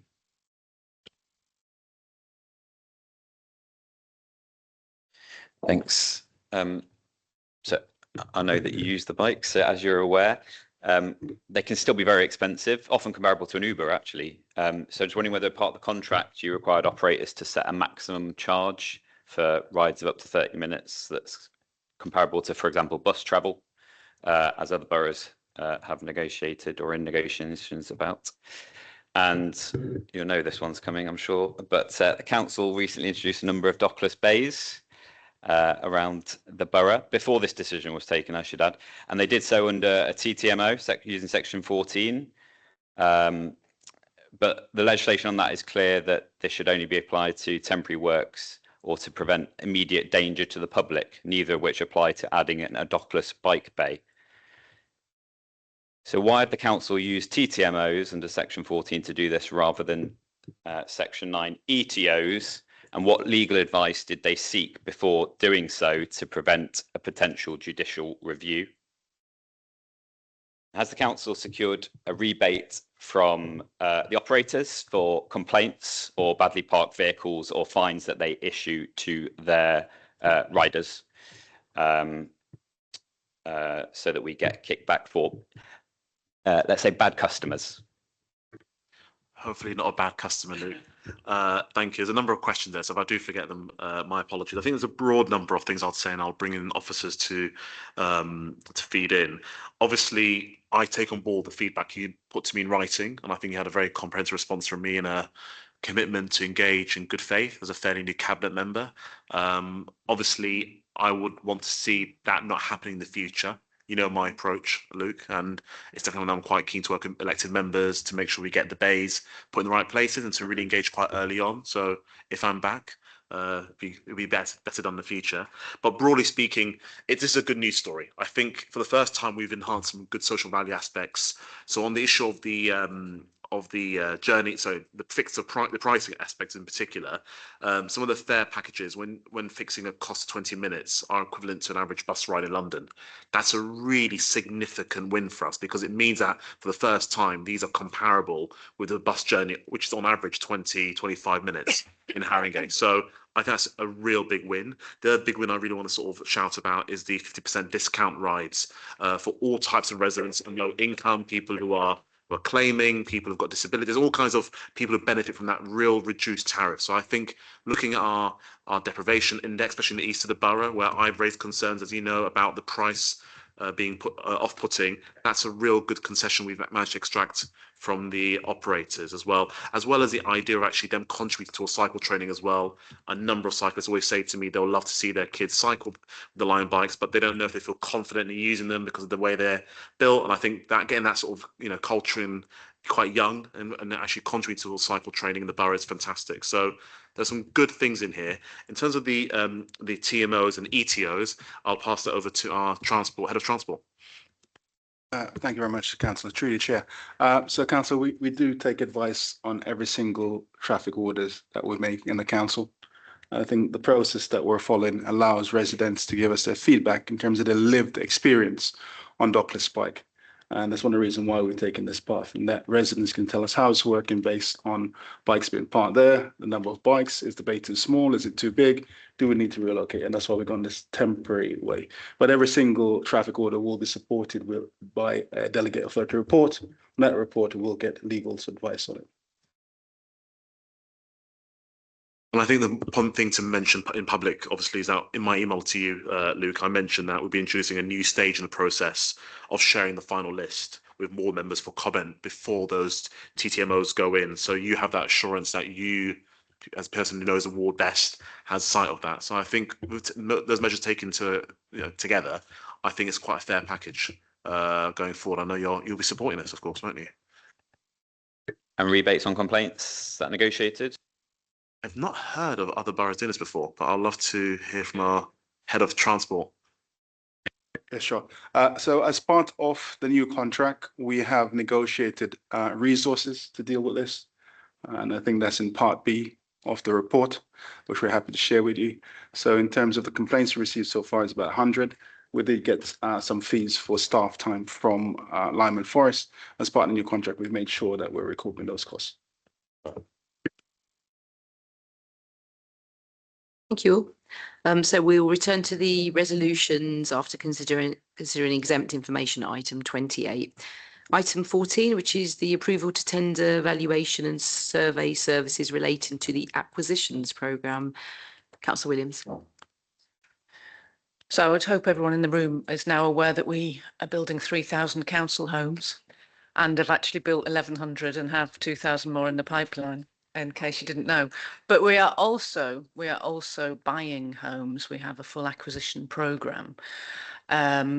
And we're letting them out as council homes and council rents. But when we buy, we make sure that the purchase price works out in the round and that quality meets a minimum standard. And we bring in independent advisors to assure us that purchase prices are reasonable and that the taxpayers are getting good value for money, as well as to run structural and safety surveys on the properties we're acquiring. And we're steadily expanding the supply of genuinely affordable housing in our borough month on month, year on year, to help more residents get a home at a fair rent. And this tender for valuation survey services is just going to assist the team in their everyday work. Thank you. Thank you. Questions from the Cabinet? Councillor Corley-Harrison.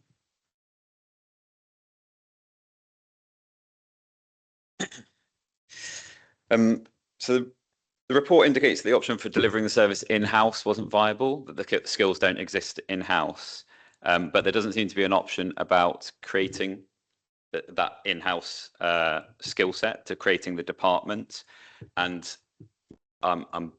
apologies if I misquote Taryn, but we explored this as part of the kind of the finance, the budgetary stuff, and did look at some savings by introducing in the skills in-house, or that did add up economically. So I'm just wondering why that option's not been presented as part of this paper. And then there's significant sort of legacy costs involved with purchasing up existing stock, as we all know. So I'm just wondering what kind of guarantees or professional indemnity there will be built in to ensure that if something is missed through a survey, that we're not effectively picking up huge costs that we weren't aware of. And then also with the property market being, as it is, volatile, expensive, it's London, right?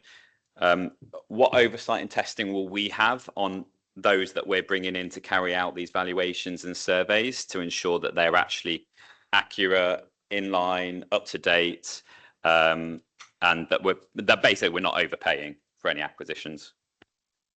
I'll start off, and then Taryn and Robbie can come in as appropriate. We do actually have a really good in-house team. Shout out to them, doing some working at pace. The housing crisis and temporary accommodation and the overspend in temporary accommodation is a key priority, and we know that this is financially prudent to be acquiring homes as well as building homes, and getting that help. I would say on the in-house team, yeah, all well and good, but we need this help right now, and this is the best way of delivering it for now. But I'll let Robbie and Taryn come in on the details you're asking about. I think there's also something about, it's generally good practice to have independent advice on transactions of this nature. So, it's part of, it's not just a capacity point, it's also actually an independence of advice point. And in all transactions, we do look for independent advice. And especially in the larger ones, through Red Book valuations, yeah. So that, I think that's a key part of it as well. It's not just about the capacity of the team. It's also that the council can point to the independent advice that's been secured. In terms of the types of parties we'd be working with, they would all have that cross-London, cross-sector expertise. So we wouldn't have concerns about whether or not that's the type of partner that we would be seeking to procure on something like this. Yeah. Is there anything we missed from your? Whether you had guarantees or indemnity against anything that was missed. I might let Grace deal with that point, who's on screen actually.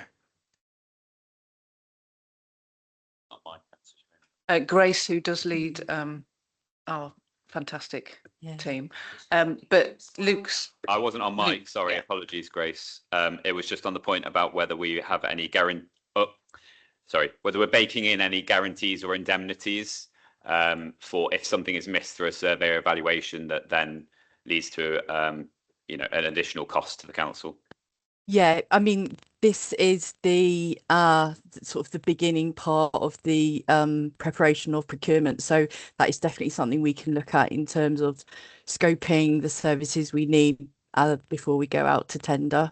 I would say that also they are, the services, valuation, building surveys, these organisations will have professional indemnity, and we should be able, there is a recourse if we do not get the advice that we need and need to go back to them. And then the third point was whether what our oversight is on whether we're doing like sense checks on some of the valuations or anything like that using the in-house team.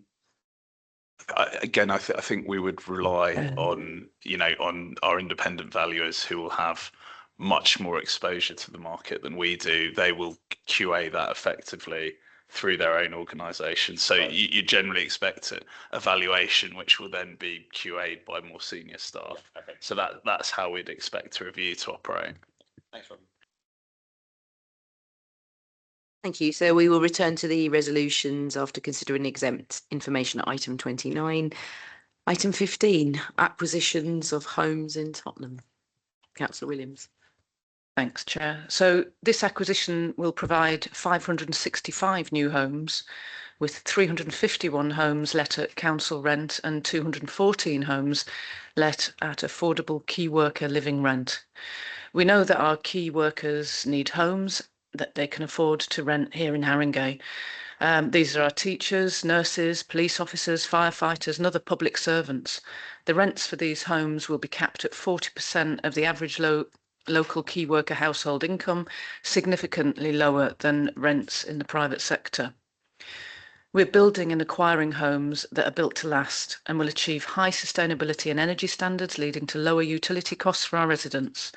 Our new homes are built in accordance with the design standards set out in the Mayor's London Plan. 395 of these homes will be family homes with 2 or more bedrooms with their own private balconies. We are steadily expanding the supply of genuinely good quality housing in our borough month on month and year by year to help more residents get decent and safe homes at a fair rent. Thank you. Just repeat the number, please, because I'm not sure I heard. 565. It's quite a big number. Thank you. Yeah.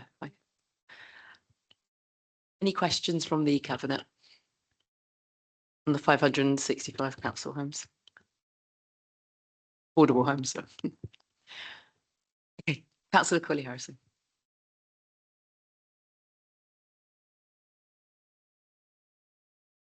Thanks, Councillor Williams. Maybe this is just wording in the report, so apologies. But is this not the 565 because some are not on social rent, but are the ones that are? Is that part of the 3,000?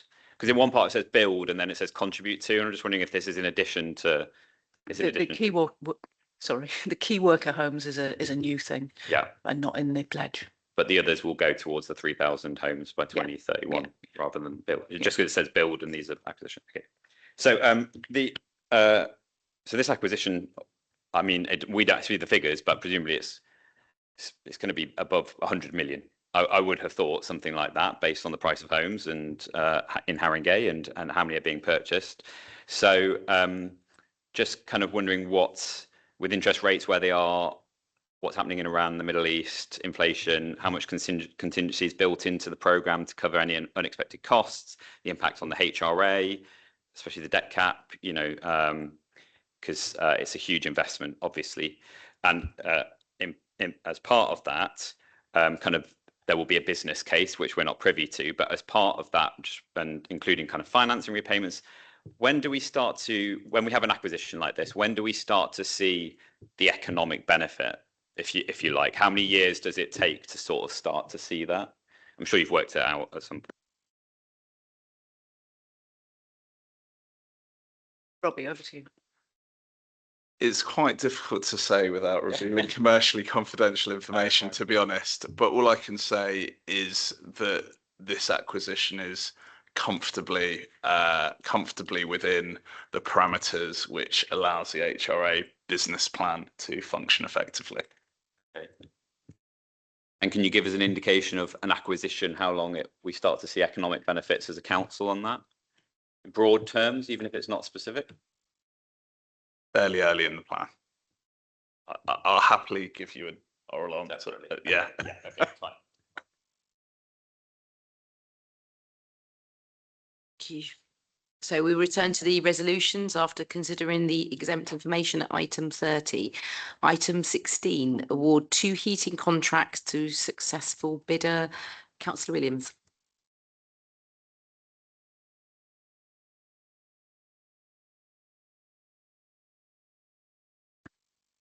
The safety of our residents is paramount when it comes to providing safe, sustainable, stable and affordable homes for Haringey residents. I'm aware people are probably getting a bit fed up with my voice, and apologies for that this evening. One of the key regulatory requirements for the provision of heating systems comes under the Gas Safety Installation and Use Regulations 1998. And there are other regulations covering oil and solid fuel, as well as emerging regulations for new technologies such as heat pumps that will undoubtedly become more prominent over the life of these contracts. And the council must ensure that these systems and appliances are installed, safety checked, fit for purpose and maintained to ensure that they operate correctly and provide suitable and sustainable and affordable controlled heating for our residents. So the implementation of this new contract for safety checks, servicing, repairs, maintenance and installations is going to ensure that our residents can remain safely within their homes and will support our carbon reduction objectives, as well as compliance with Awaab's law and the need to eliminate Category 1 hazards under the Housing Health and Safety Rating System as part of our Decent Homes programme. It also means that through the latest specifications contained within these contracts, Harry Kay can both review and update its employers' requirements for new developments and ensure that high standards for gas and heating safety is consistent across all of our council housing. And this new contract will allow for the provision of the same standards for materials, appliances and other associated technology across repairs and major works contracts, even when carried out by different contractors. So this will improve safety, comfort and affordability for residents through safety checks, maintenance and installation of appropriate heating systems within our council homes. Thank you.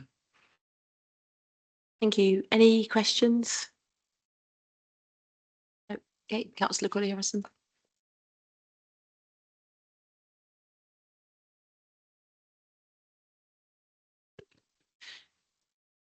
How can you have 3 questions on boilers, eh? Hope that's not a Don't worry, I have. It's getting techie. So I'm just wondering, this is whenever we have operatives go into properties, it's obviously an opportunity to do other educational work, hopefully. And one of the ways that we can keep boilers lasting longer and be more energy efficient and bring bills down is to reduce the flow temperature, 55 or below, if that's okay. So I'm just wondering whether when the operatives go in, whether it's on the existing contract, but could be baked into this current contract, whether they would be looking at things like that, advising our tenants and saying, look, actually, if you change your boiler setting to this is how much you might save, this is what you need to do, and potentially even look at weather sensitive monitors to adjust that. That was actually all one question. I didn't really need the explanation, did I? You know what I'm talking about. Also, if boilers need to be replaced during the contract, whether they would be replaced better with potentially with heat pumps, or if they're like for like boilers, whether we would be looking at weather sensors for the flow rates. And now completely separately, quite often we, as a council, roll forward contracts, as was done with the previous contract here. I can't remember, I don't have it in front of me, but it was like 2 years plus 1 year plus 1 year plus 1 year. So I'm just wondering whether this is a good example of an opportunity to review whether we are getting better value for money on this new contract compared to having those 1 year rolling contracts that we had before, and how often we're doing that level of contract due diligence, comparing new contracts with just rolling forward existing contracts that we have using the, I can't remember the term, but the option that you're given at the start. Thanks. I think I'll just give a broad answers, and then we've got Scott here can give you that detailed techie stuff, which I'm not all over, about reducing flow temperatures, advice to tenants, for example. But I would say that where we're looking at major works contracts, we're looking to install air source heat pumps, etc. I know there's one project ongoing at the minute doing that. I'm not sure they're suitable in all locations, but just to say the complexity of these contracts and maintenance, when we've got something, some of our sheltered schemes still have perhaps communal boilers and different sort of thermostats in rooms, etc., or not, to the modern ones where we've got the mechanical ventilation systems. So it's quite a broad base of what technical support we're going to need going forward. Yeah, I think that's I'll let Scott come in on those more detailed bits about the terms of the contracts. Yeah, so in terms of the energy advice, part of the bid, the bidders set out how they would add value to the contract in terms of what they would do for providing energy advice to residents, either through our website or through information they will give out, running workshops, doing some part of the social value stuff as well, and their engineers will also identify, and through as they do now, if there's any signs of vulnerability or damp or mold, they will report that back to us as well, so we can monitor it through that way. In terms of, we are looking to increase our use of AI and digital through installation of new smart thermostats and sensors where possible, and we might look at a program to do that once we've evaluated the benefits. In terms of boiler replacement, this is not a kind of wholesale boiler replacement program as such. These will be done on a an ad hoc basis, so they'll generally be done on a like-for-like basis. And as Councillor Williams said, not all properties lend themselves to heat pump and new technology. That may happen as part of the major works programme, where we do a major refurbishment to a block or an estate. In terms of the value of the contracts, we do let partnering contracts on a longer term. I think the 1+1 on the ad hoc arrangement in the past have been the legacy contracts, where we've had to keep rolling them on, either to allow other contracts to terminate, to combine contracts and get a better value, or to stagger contracts over a period of time, so that they're not all sort of coterminous, and we end up procuring a lot of contracts now for 5 years and then have another spike in 5 years' time. So the 1+1 gives us that flexibility to stagger contracts in future, to smooth out our new procurement process over the future. Undoubtedly,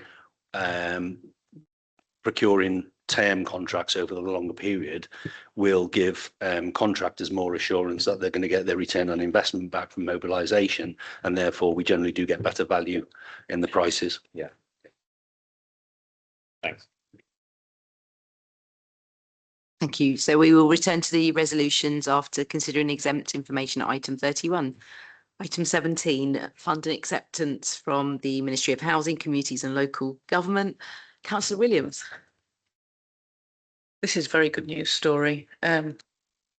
So pre-2010, rough sleeping had all but been abolished in Britain. But since 2010, rough sleeping and homelessness have risen dramatically. The number of homeless households in England placed by councils into temporary accommodation has more than doubled since 2010, increasing by 129%.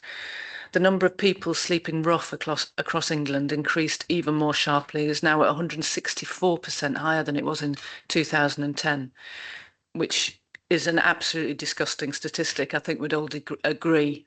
So I am absolutely reassured that this government is giving us some money in this area. It's great. So in London, nearly 4 times as many people are sleeping on the streets than in 2010. 4 times.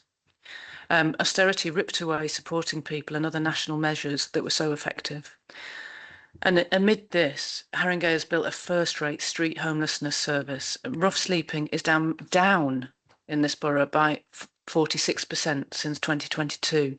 That bucks the wider trend both nationally and across London. And we've made this a core priority in Haringey, and we're seeing the results. We set an ambitious target to end the use of hotels for temporary accommodation, and we've met it. Bar absolute emergencies, we're no longer going to house anyone in bed and breakfasts or hotels. But Haringey continues to face significant pressures around homelessness and rough sleeping, with rising demand for temporary accommodation and increasingly complex needs amongst residents. But despite this, we have made strong progress in reducing rough sleeping and strengthening our prevention work through close partnership and targeted investment. This report seeks approval to accept 2.1 million in grant funding from MHCLG and the North London Housing Partnership for 25-26. And this funding is absolutely essential in sustaining and enhancing our prevention pathways, outreach service, specialist support offers, and work with vulnerable groups who are disproportionately affected by homelessness. The grants both support our statutory duties under the Homelessness Reduction Act, Care Act and Equality Act, and enable delivery of key priorities in the Corporate Delivery Plan, Adult Social Care Objectives and the Rough Sleeping Strategy. Now, accepting this funding will allow us to continue our progress, protect vital services and ensure residents at risk of homelessness receive the support they need. But also this funding shows the government's confidence in us to deliver, improving quality of life for some of our very most vulnerable residents. Thank you. Any questions from the Cabinet? No, it's always good to accept money, isn't it? Councillor Corley Harrison.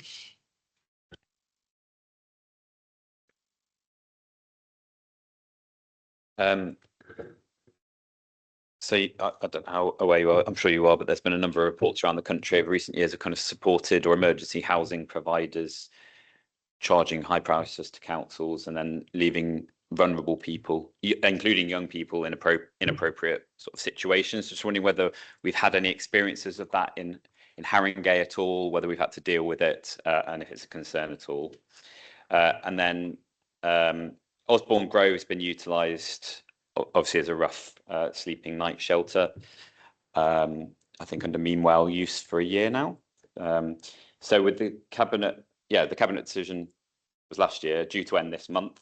So what have you learned from that during the year, and what are the plans for the site given the expiry of that decision? I assume that the funding allocation that's for Osborne Grove as part of this is to extend that, and it would need another cabinet decision, but I'm not sure from the paper. Thanks. On your first one, I think you're referring to exempt supported accommodation. Yeah, so I don't think that really applies to this cohort. Is, I would say, the support that we offer would be much more intensive than those providers, although there are those providers providing for other people. On the Osborne Grove, I'm pretty sure that's extended. We're just trying to find the paper, but I can send that. I can send that on. But I mean, I would not like to lose that Meanwhile use, personally speaking, at Osborne Grove. I think it's hugely successful. We've seen some amazing outcomes from the pathways which start there, and it's also, you know, serving a few different purposes, serving for different cohorts of those experiencing rough sleeping. Yeah, I don't know, Maddie, if you just want to expand a little bit on the services that, not just that, but that what this money is going to help us. Some of it's new provision. Yeah. Yeah, sure. So there obviously is an interconnection between the supported exempt accommodation provision, in that this grant funding allows us to commission services that kind of better meet the needs of people with complex needs, which means they're not living in those sort of kind of lower quality SEA private provision. So it is a really good thing that we're able to do this. Obviously, the service that we have at Osborne Grove accommodates people with very complex needs. It accommodates people from the streets. It's a really important strand of our rough sleeping programme, and we would like to kind of extend the use of the building there. This funding is really beneficial. It kind of offsets general fund pressure in the service and kind of spend on the service. So we will be looking to continue that. So it's for continuation. Okay. Thank you. So if we can agree the resolution, which is on page 482 of the agenda, are we all agreed? Thank you. Item 19, which is the pre-approval to proceed to tender for adult social care, home care and reablement services. Councillor Daz Nebs. Just a brief interlude from someone else here. So, Chair and colleagues, this is what it says it is on the tin. It's the report recommending the start of a process to tender for our reablement and domiciliary care services. These services serve around about 1,000 residents, and as you know, are relied upon and much valued and much needed. So naturally, as you'd expect, we've initiated engagement with both carers and those with lived experience to inform the start of this process, and that will follow through as the process moves forward. And you'll also note that one of the key elements is a gradual increase there of what we call block contracts. And that means purchasing as a block, as it says, rather than an individual spot purchasing. And of course, that enables us to continue to better manage the relationships with the providers and administer them better, and help us to continue to influence those providers in being strengths-based and providing services in the way we'd expect. And I think that's what I'd like to say really at this point. Thank you. Any questions from the Cabinet? Councillor Carlin. I wondered if you could explain why you decided to split home care and re-enablement. Thanks very much, Councillor Carlin. It would be you asking this question, since it's about making sure we get the best value and the best outcomes for the money that we're spending. Some of the feedback that we had, both from providers and those with lived experiences, that they feel by splitting, we've got a bit more influence over how we set those outcomes that we want to see for reablement, and set those as separate to what you might consider the usual domiciliary care. And hopefully, of course, what we were anticipating and what we want is for people to leave hospital and have support to be more independent, etc. So having those outcomes really set really clearly for the provider and splitting that away from the run-of-the-mill dom care should help. Thank you. Any more questions from the Cabinet? No, Councillor Colley-Harrison.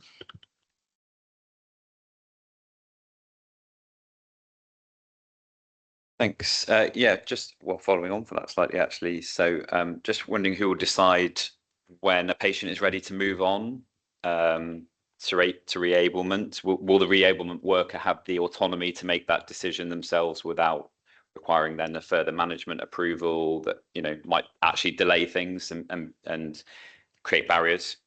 Obviously, the reablement model is designed to reduce long-term dependency, improve life outcome, all that sort of thing. So I'm just wondering what targets are being written into the contracts to ensure that providers are in some ways incentivized to help residents regain independence rather than maintaining an ongoing care package for their own gains.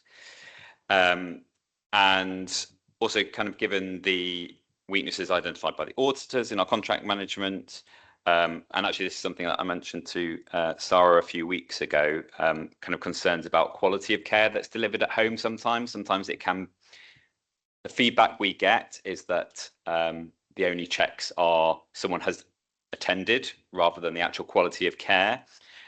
So I'm just wondering what kind of extra resources going into that, how we're overseeing that, and whether that's something that's tied into the contract as well. Thanks for those questions, really helpful. So I think it's a really good question around who decides move on. And some of these questions is quite a lot of technical. I'll refer on to officers, but my understanding is reablement is there's a defined period of time in which we expect to see outcomes. Beyond that, often we don't see, and those are recognised. But I'll bring maybe Joe in, talk a little bit more about that. And I think we often talk about 6 weeks, but Joe can correct me if I'm wrong on that.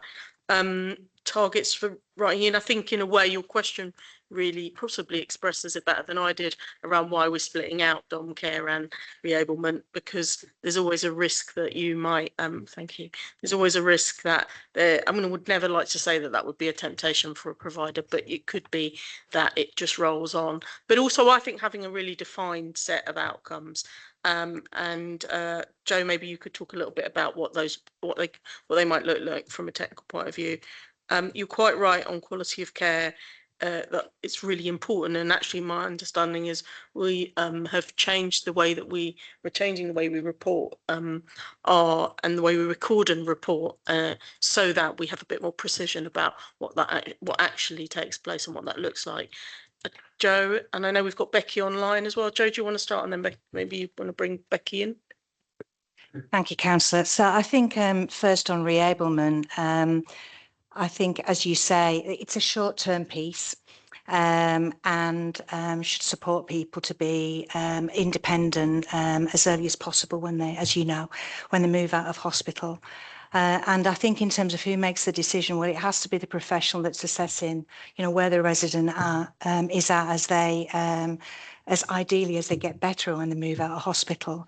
But I think that model is so important, and I think splitting the two, home care and reablement, enables us to get the kind of providers who are most expert in both spaces. That's the first thing. But I also think reablement, we were talking about it just today, is very much a relationship between the member of staff and the resident at home, and often their family as well. A lot of anxiety when people move out. Often they're taking medication in that journey to becoming better and stronger and fitter. But I think, yeah, the decision as to when people move on into the next phase of their care and support is very much around the reablement members of staff. Sometimes social workers are also involved, as you know, sometimes district nurses. There often is a multidisciplinary team around the individual. But the reablement member of staff has a key role there. Yeah, okay, good. And then I maybe pass to Becky. Yeah, sure. Thank you.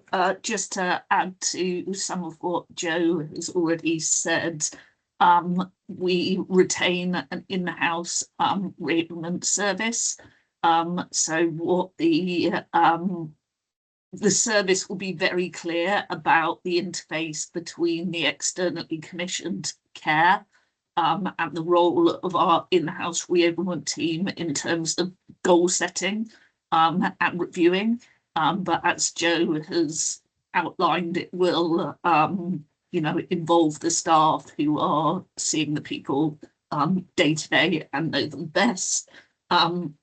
Best practice has actually shown that separating out reablement from home care helps to deliver exactly what you're describing in terms of keeping to that set period of reablement and incentivizing providers. There will be specific KPIs linked to that. It will link to things like timescales and what outcomes are achieved by providers. And also in terms of quality, what we're also going to be doing more of is using the electronic call monitoring data to help us quality assure things like that calls are happening when they should, that there's continuity of care provider. Also, and the last thing is that what we want to do is to increase the volume of block hours, so thereby reducing the number of providers that we work with. That ensures that our contract managers and our quality assurance teams can build those relationships with providers that it's not possible to have currently with so many providers through the spot arrangements that we tend to have. Thank you, Becky. Okay, if we can agree the resolutions, which are on page 522 to 523 of the agenda. Do we all agree? Okay, item 20, procurement request for responsive repairs subcontracts. Councillor Williams. Thank you, Chair. So, you know, we're repairing, retrofitting, refurbishing council homes all over Haringey. Our estate renovation plan will put more than 570 million into council home improvements over the next 10 years, driving up the comfort and quality of our homes. But delivering a repairs service that's reliable, timely and responsive is central to our commitments to our residents. And these recommendations for responsive repairs provide the long-term stability needed to strengthen that service. By putting in place clear and robust subcontract arrangements, we can ensure that specialist support is available when required, so that we can meet both day-to-day demand and key statutory responsibilities across our housing stock. This approach gives the service the capacity and flexibility it really needs to continue improving outcomes for residents. Adopting this procurement model also represents good stewardship of public money. It provides a structured framework that supports value for money, reinforces commercial accountability and enhances our ability to manage performance over the duration of the contracts. So this is going to really help us maintain safe, well-managed homes and respond effectively to issues such as damp and mould and energy performance and building safety. Thank you. Thank you. Questions? Okay, Councillor Crawley-Harrison.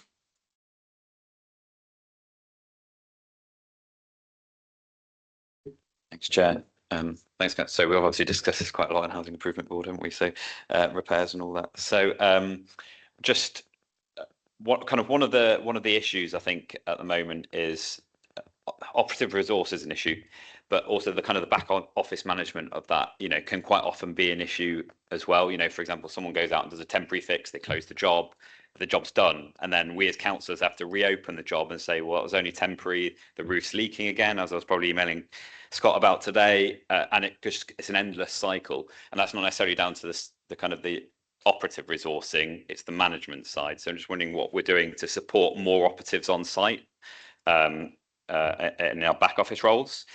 And I suppose similarly, if we're having the contract set so that it's different specialisms split out by contract, that's how I read it as, how they're going to work together if they need to be on site dealing with a single job altogether. So let's say it is a roof leak, that could be multiple different operatives in one go, and quite often that can be problematic at the moment, and that's with in-house staff. And I'm just wondering whether as part of this new contract, you're going to be asking the third-party operatives to actually identify and report other issues as they see them, or potentially repair other issues as they see them when they're on site, rather than just asking the resident to, or put it in the notes in the flag in the the app thing that they've got, or whatever else. Thanks. Thanks. I think broadly all your comments, questions are about contract management there, really. But I think the main point of this, I'll let officers come in on that, is that procuring one-offs is really time consuming for the back office. That's a big load of work and governance that has to go into any quite rightly public procurements. So having this there, we need scaffolding, we need a roofer, great, we've got a contract waiting to go, let's just draw down on that, will hopefully take some burden off the back office. But I'll let Scott come in with some details around those questions. Thank you, Councillor Williams. Thank you. So in terms of the sort of management, the office management, the back office management of the contractors, and improvements there, we've reorganised the team, so there are now sort of focused teams with specific skill sets in teams run by contract managers or team managers that have the background and their specific skill set, so that enables them to focus more on those specific tasks. So there's more knowledge, there's more understanding of the works that need doing, the complications around that, so that leads to better organisation. We're improving our contract management and development skills for those people involved in contract managing, and we're standardising more around contract management meetings, and we're introducing sort of 6 monthly and end of year reviews around contractors and performance management. We are increasing and rolling out digital profiles for operatives, so they've got more connectivity so they can report jobs back. Including these third-party ones. Including, yeah. So in terms of the ability to there'll be sort of dedicated phone lines and dedicated email addresses for them to report issues from site, and any other issues that come up as a response or a call out. And we're also improving our housing management systems and our job management systems through digital development to make sure that there's better information and workflow between the systems. In terms of coordinating different works on site, as I say, the project managers and the schedulers and the works coordinators will have better information through the development of the systems. We're hoping at some point to introduce screens and to have more visual indication of what's going on. Our head of repairs has introduced better workflows and better systems around job management to make sure that follow-on works are better tracked going forward. So that'll take time to kick in, but we have introduced that. And in terms of operatives reporting, all of our contractors are instructed and trained and have the facility to report issues around additional works or vulnerabilities, as mentioned earlier, and signs of damp and mould to us, so that we get an early indication of those and can act accordingly. Thank you, Scott. So if we can agree the resolutions, which are on page 536 of the agenda. Are we all agreed? Agreed. Thank you. Thanks, Scott. Item 21, recycling and waste collection, street cleansing and ancillary services contract award. Councillor Chanwani. Thank you, Leader. A few weeks ago, the Deputy Prime Minister took time out of his busy schedule to say thank you to our frontline waste teams in Haringey. The teams who collect our bins, sweep our streets, remove our graffiti, the teams who grit our roads, weed our pavements and maintain our fleet of vehicles. We have seen in other parts of the UK what can happen if this service does not exist or it collapses. It is important. Deciding who delivers this service is a pivotal decision. We are a borough who believes in co-production, so it began with asking people in our borough what they wanted the service to look like. Haringey is a complex borough with large houses, small bedsits inside HMOs, with parks, estates and industrial land. It is the home of the snooker, the darts, the wireless festival and Beyonce concerts. It is obviously the home of the best football team in the world. Excuse me? And it is the home of big businesses and small enterprise. It is the only borough I understand that has a castle and a palace. How we deliver this vital service for residents needs to start with residents and our community. Over 9,000 people engaged in our waste consultation. Young people, old people, businesses, faith groups, voluntary organisations and residents groups. The largest response to any consultation conducted by this council. What followed was the most laborious process of commissioning and procurement, intense competition, lengthy dialogue sessions and complex scoring. Thankfully, as an elected member, I was kept away from this strict process and didn't have to be involved. It sounded intense. It was never ending, every step vitally important to pick the right provider. And here we are today, 3 years on, making that decision. A refreshed service delivery that has enhanced some of the aspects of the service based upon resident feedback, including the cleansing of cycle lanes, cleansing of SUD schemes, and cleansing of our industrial estates and car parks, which were really, really annoying residents that we hadn't got that right before. Leader, we're promising to reform our waste services in our manifesto, and this is the blueprint, a co-produced service redesign to make our borough cleaner. I will end by thanking Beth, Alex, Hubert, and the team for getting this over the line. Mobilisation will be the next step. But this is a 3-year project and a huge milestone will be achieved if the Cabinet approve tonight. Thank you, Councillor Chanwani, and I'd like to echo those thanks as well, because I know the amount of work and effort that's gone into this. And secondly, you're obviously not keeping track of the football scores tonight, Councillor Chanwani, because it's not good news. Okay, any questions from the Cabinet on the report? Councillor Over. I have to echo that Tottenham is one of the best, although the scores are depressing. But moving forward, many residents, Councillor Chandwani, are concerned that recycling collections will potentially be moved from weekly to fortnightly. Please, can you clarify whether this would be the case in Haringey? Thank you. Thank you. When we done the co-design with 9,000 residents who participated, over 9,000 residents who participated, we heard really clearly that they wanted to recycle more. We heard really clearly that because of COVID and because of the way that people now get home deliveries and work from home, that they were generating extra waste, and most of that was recycling. So they had stated really clearly that they believe we needed to keep it as weekly, and this contract highlights that we will be. Thank you. Any more questions? Councillor Dasnevs.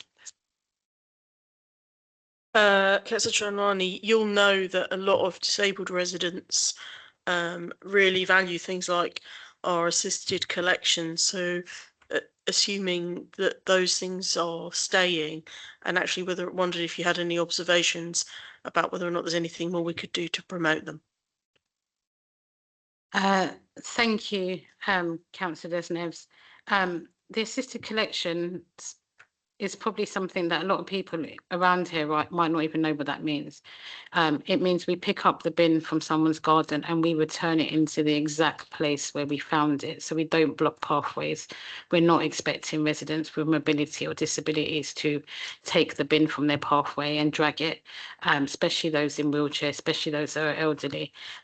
We've done a lot of work thanks to work that's been done by Beth's team, but also work that's been done with adult social care to identify people that we already know as an institution who should be getting assisted collections.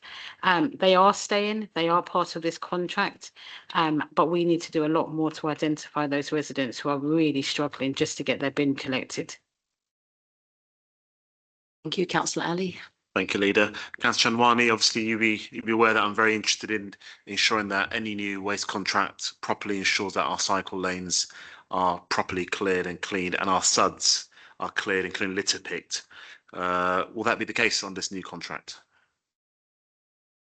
Thank you, Councillor Ali. I don't know if you've met the councillor who covers Bruce Castle, but for 4 years, he has gone on and on about the SUD schemes on White Hart Lane, which didn't have a proper maintenance programme, and he was right to challenge that. Some of his co-production was not just with residents. We held a lot of ideas factories with ward councillors, including yourself, and we heard of the kind of gaps in services and the changing of our borough. We didn't have as many cycle lanes as we do now. We didn't have as many trees as we do now.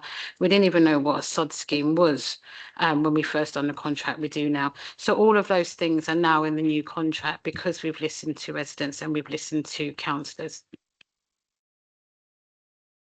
Any more questions from the Cabinet? Okay, Councillor Coley Harrison.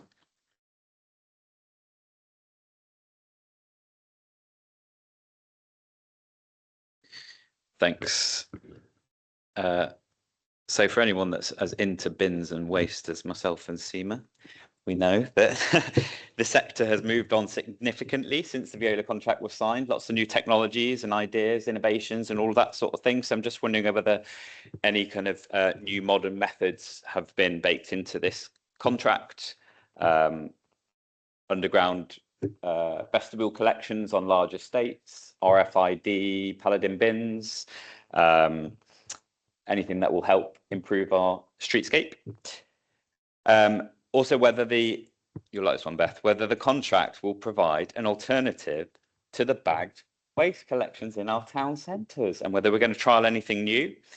And finally, whether there are any penalties in place for poor performance, things like missed collections, poor sweeping, whether that will be similar to the kind of the Veolia contract, how this will be, what oversight will take place on this. Thanks. I'm going to just mix up 1 and 2. And then, because it's one of the things we love talking about, then we can talk about it in more detail.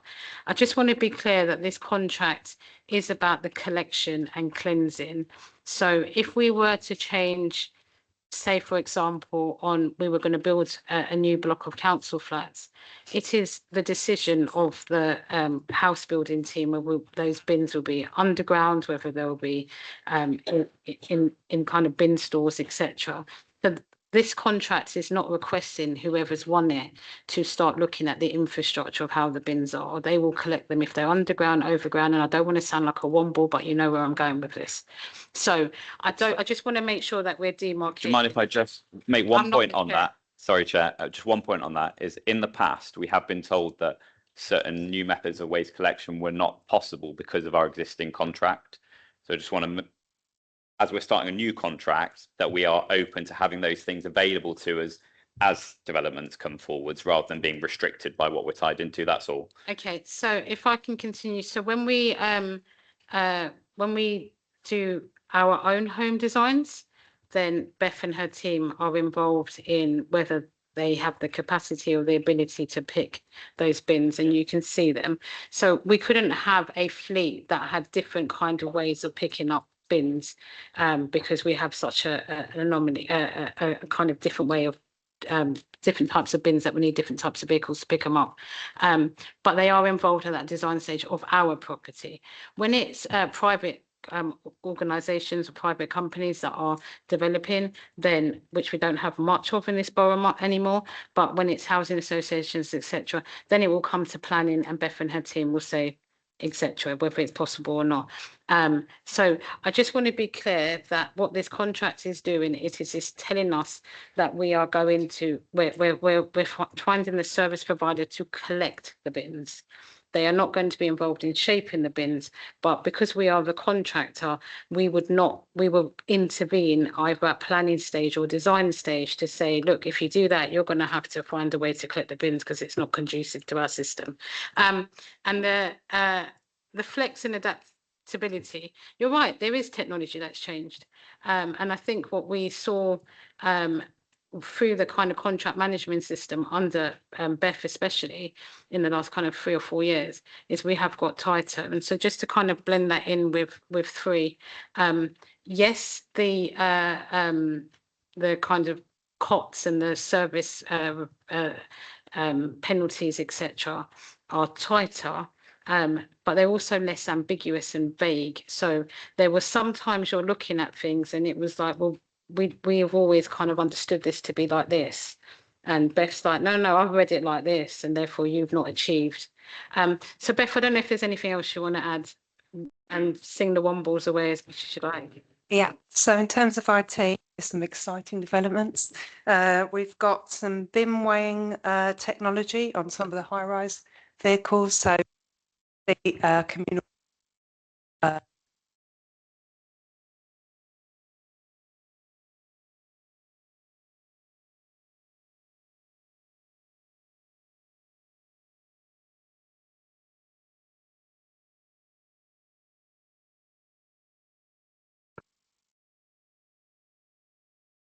Thanks. Basically to look at how we can identify contamination at the point. So it's all very high tech, looking at what isn't acceptable, and then effectively looking how that can be rejected before it goes in, and then work with education. We've also got some improvements in terms of the operatives themselves.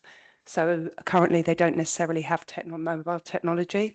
So we're going to introduce that as well, and more in terms of evidence reporting, so photographic, real-time data. Residents will have a lot more access to things like seeing when their collection has been undertaken real-time, and sending through data real-time. So they don't necessarily have to log a complaint because they can see on their account straight away what's happening.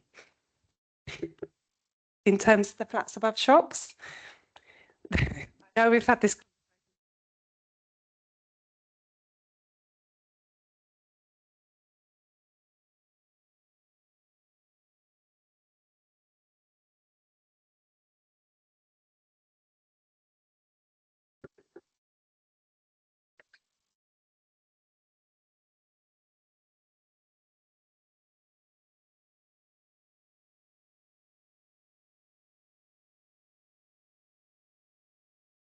So unless you're talking about something like Wembley Stadium's got, I mean, the underground storage, Tower Hamlet's got it. It's basically just bins, just normal bins underground, and it's not really that.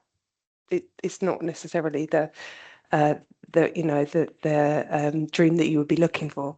But we have done some more work. We have now got with the private sector housing team, we have a waste enforcement officer, and actually sometimes just the simple things in terms of doing audits on the properties due to the transiency. For example, we just did one in Turnpike Lane and identified another 16 locations we can put wheel bins to get those sacks off the street. Will do. So we will return to the resolutions after considering exempt information at item 32.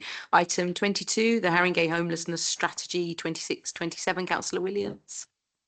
Thank you. So following extensive consultation with residents and through our Homelessness Reduction Board, a board that regularly meets with local partners and is chaired by myself, this homeless strategy sets out our strategic objectives and next steps.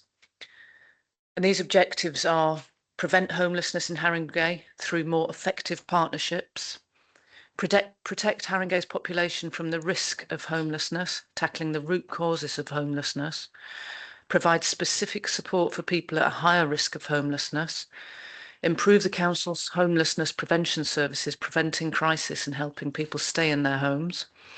Improve temporary accommodation and make people's experiences better if they do become homeless. And reduce the number of people sleeping rough for long periods and ensure that people do not experience homelessness more than once. Thank you. Thank you. Any questions? Councillor Quigley Harrison.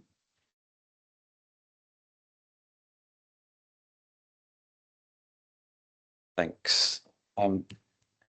So I'm just wondering what support is in place as part of this for residents where the council's housing duty has ended and they, or maybe discharged, and then they end up street homeless, and then we're kind of in that cycle that's very, very difficult, I appreciate. And what work's being done to support the kind of the very small number, I should say, of individuals in Haringey who are street homeless, but they refuse to engage or accept any offers of help, just to ensure they're safe, you know, or continue to encourage them to engage if they would like. We have one in my ward, for example, and get them the help that actually they probably would need. Thanks. Maybe you just need an outline of the difference between the rough sleeping strategy and the homeless strategy, and a bit of our strategy on how we're going to amalgamate those two to start with, because I think there's a misunderstanding in the question as well, slightly. Yeah.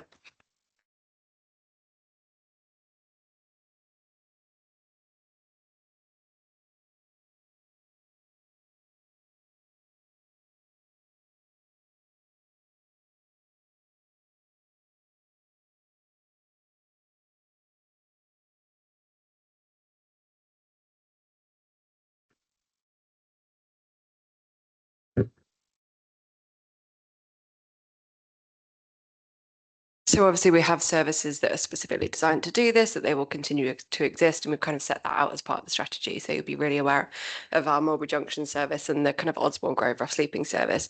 The other thing that I might bring Mark in to give a little bit more detail on is, as part of the homelessness strategy, we specifically designed the consultation so that we could seek the views of people that were utilising those services. So rather than the kind of commonplace, the kind of e-form consultation, we also looked to meet with partners that work with people that are rough sleeping and people that are affected by kind of multiple disadvantage. So Mark, do you want to say a little bit more about that? I mean, we spoke over the course of 3 or 4 months to nearly 50 people across 26 different venues used by people who are rough sleeping and homeless, to try to understand what their issues are, and incorporated the findings from that into the strategy. Yeah, and that was in addition to a commonplace survey. Yeah. I mean, it may also be worth saying that, as Councillor Williams alluded to, this is very much to be read alongside our existing rough sleeping strategy, and we explicitly commit in this to work up a combined integrated rough sleeping and homelessness strategy in order to kind of pick up the work from the end of 2027. Yeah.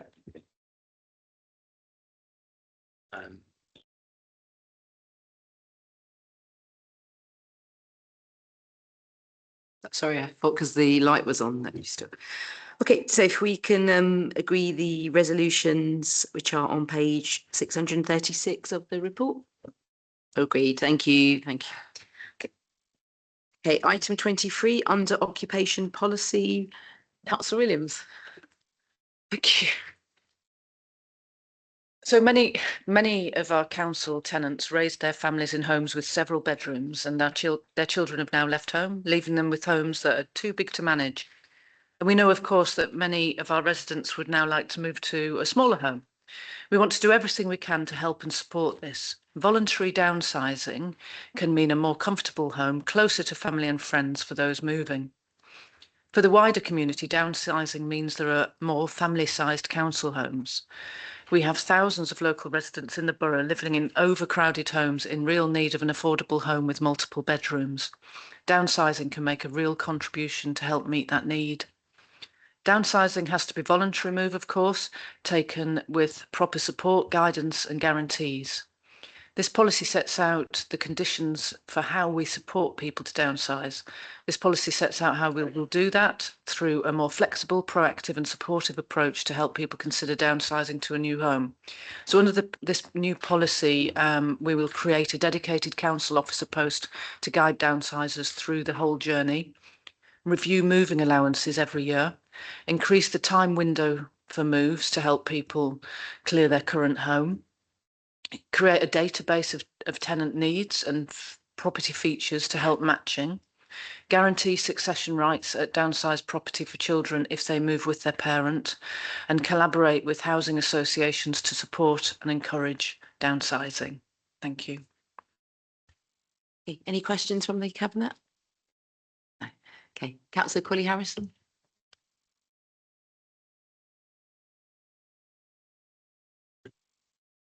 Thanks, Councillor Williams. Just wondering what sort of specific drive is taking place to ensure our supported housing, in particular supported housing voids and family home voids, are turned around with the highest priority to help support this policy? And what sort of independent advocacy system would be put around supporting vulnerable or elderly tenants through potential moves beyond the dedicated moving officer, because they might see them as having a conflict of they're facilitating a move, but actually they want some kind of independent advocacy element, whether that's third party or within the council, and also to ensure there's no pressure on delivering a move. And how are potential kind of downsizers looking at being prioritised for a move to new build, because I think that was one of their preferences. Or in a particular area that's close to them, that was another preference. In comparison to, say, the neighbourhood move scheme, would there be kind of, a level of hierarchy there about who is offered what first? That's quite a lot of questions in the last question. So downsizers are prioritised within our existing policies for allocations, including NMS, neighbourhood moves.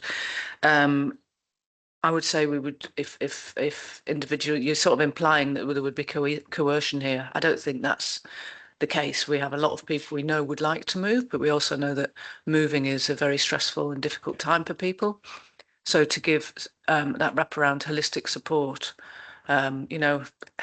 help with furnishing a new place, help with packing, help with the physical packing, etc. But also we have a lot of voluntary community sector partners, which we work with closely, who would be there. We could guide some of that support. And I think there were 15 downsized in the recent NMS. And obviously, about Wingspan Walkway, that's sort of trialling this sort of incentivisation, I suppose, and really targeting downsizers there. Yeah, I think that's the answers. I don't know if anybody wants to add anything. Joe Giuano. Yeah. Thank you, Councillor Williams. And I'm not sure if you're aware, Councillor Colley-Harrison, but we are moving this scheme into the tenancy management service now, where it was always with lettings and rehousing. Because we want to promote it and we want to expand it and we want that wraparound service, we thought, and it's a bespoke service, and we thought it would be better sit within tenancy management, because the person that's going to run with this will work very closely with the housing officers and everything. And we've already got insight of people that are struggling or that want to downsize. And I also think, as Councillor Williams has said, we are going to be, the service that we're going to be providing is going to be around the whole thing. So it will be around removals. It will be a hand-holding thing from the minute that we've got an interest to the minute that we can we will do the viewings. That dedicated officer will do the viewings, do the sign-ups, settle them in, and be there for afterwards. Yeah. I mean, I'm very passionate about this, as some people know, and I'm really pleased that it's coming into our service, and I really want to, we're going to promote it. There's going to be lots of comms around it, and I would like to be able to come back in a year's time and say, this is how many we've done. So yeah. Thanks, Joe. Thank you, Joe. So if we can agree the resolutions, which are on page 756 of the agenda, and please note that we are agreeing the updated Appendix B that was circulated yesterday in the second supplementary pack. Are we all in agreement? Excellent, thank you. Item 24, which is minutes of other bodies. Can we please note the minutes of the Cabinet member sign-ins, which are on pages 769 to 796. Item 25, significant and delegated actions. Can we please note the significant delegated actions which were taken by directors? Item 26, new items of urgent business. There are none. So if I can move to item 27, which is exclusion of the press and public. So items 29 to 32 allow for consideration of exempt information in relation to items 13, 14, 15, 16 and 21. Can I please move for the press and public to be excluded from the remainder of the meeting so we can consider exempt information, which is defined under paragraphs 3, part 1, schedule 12A of the Local Government Act 1972. Can we all agree? Okay, so I'm formally closing the public section of the meeting.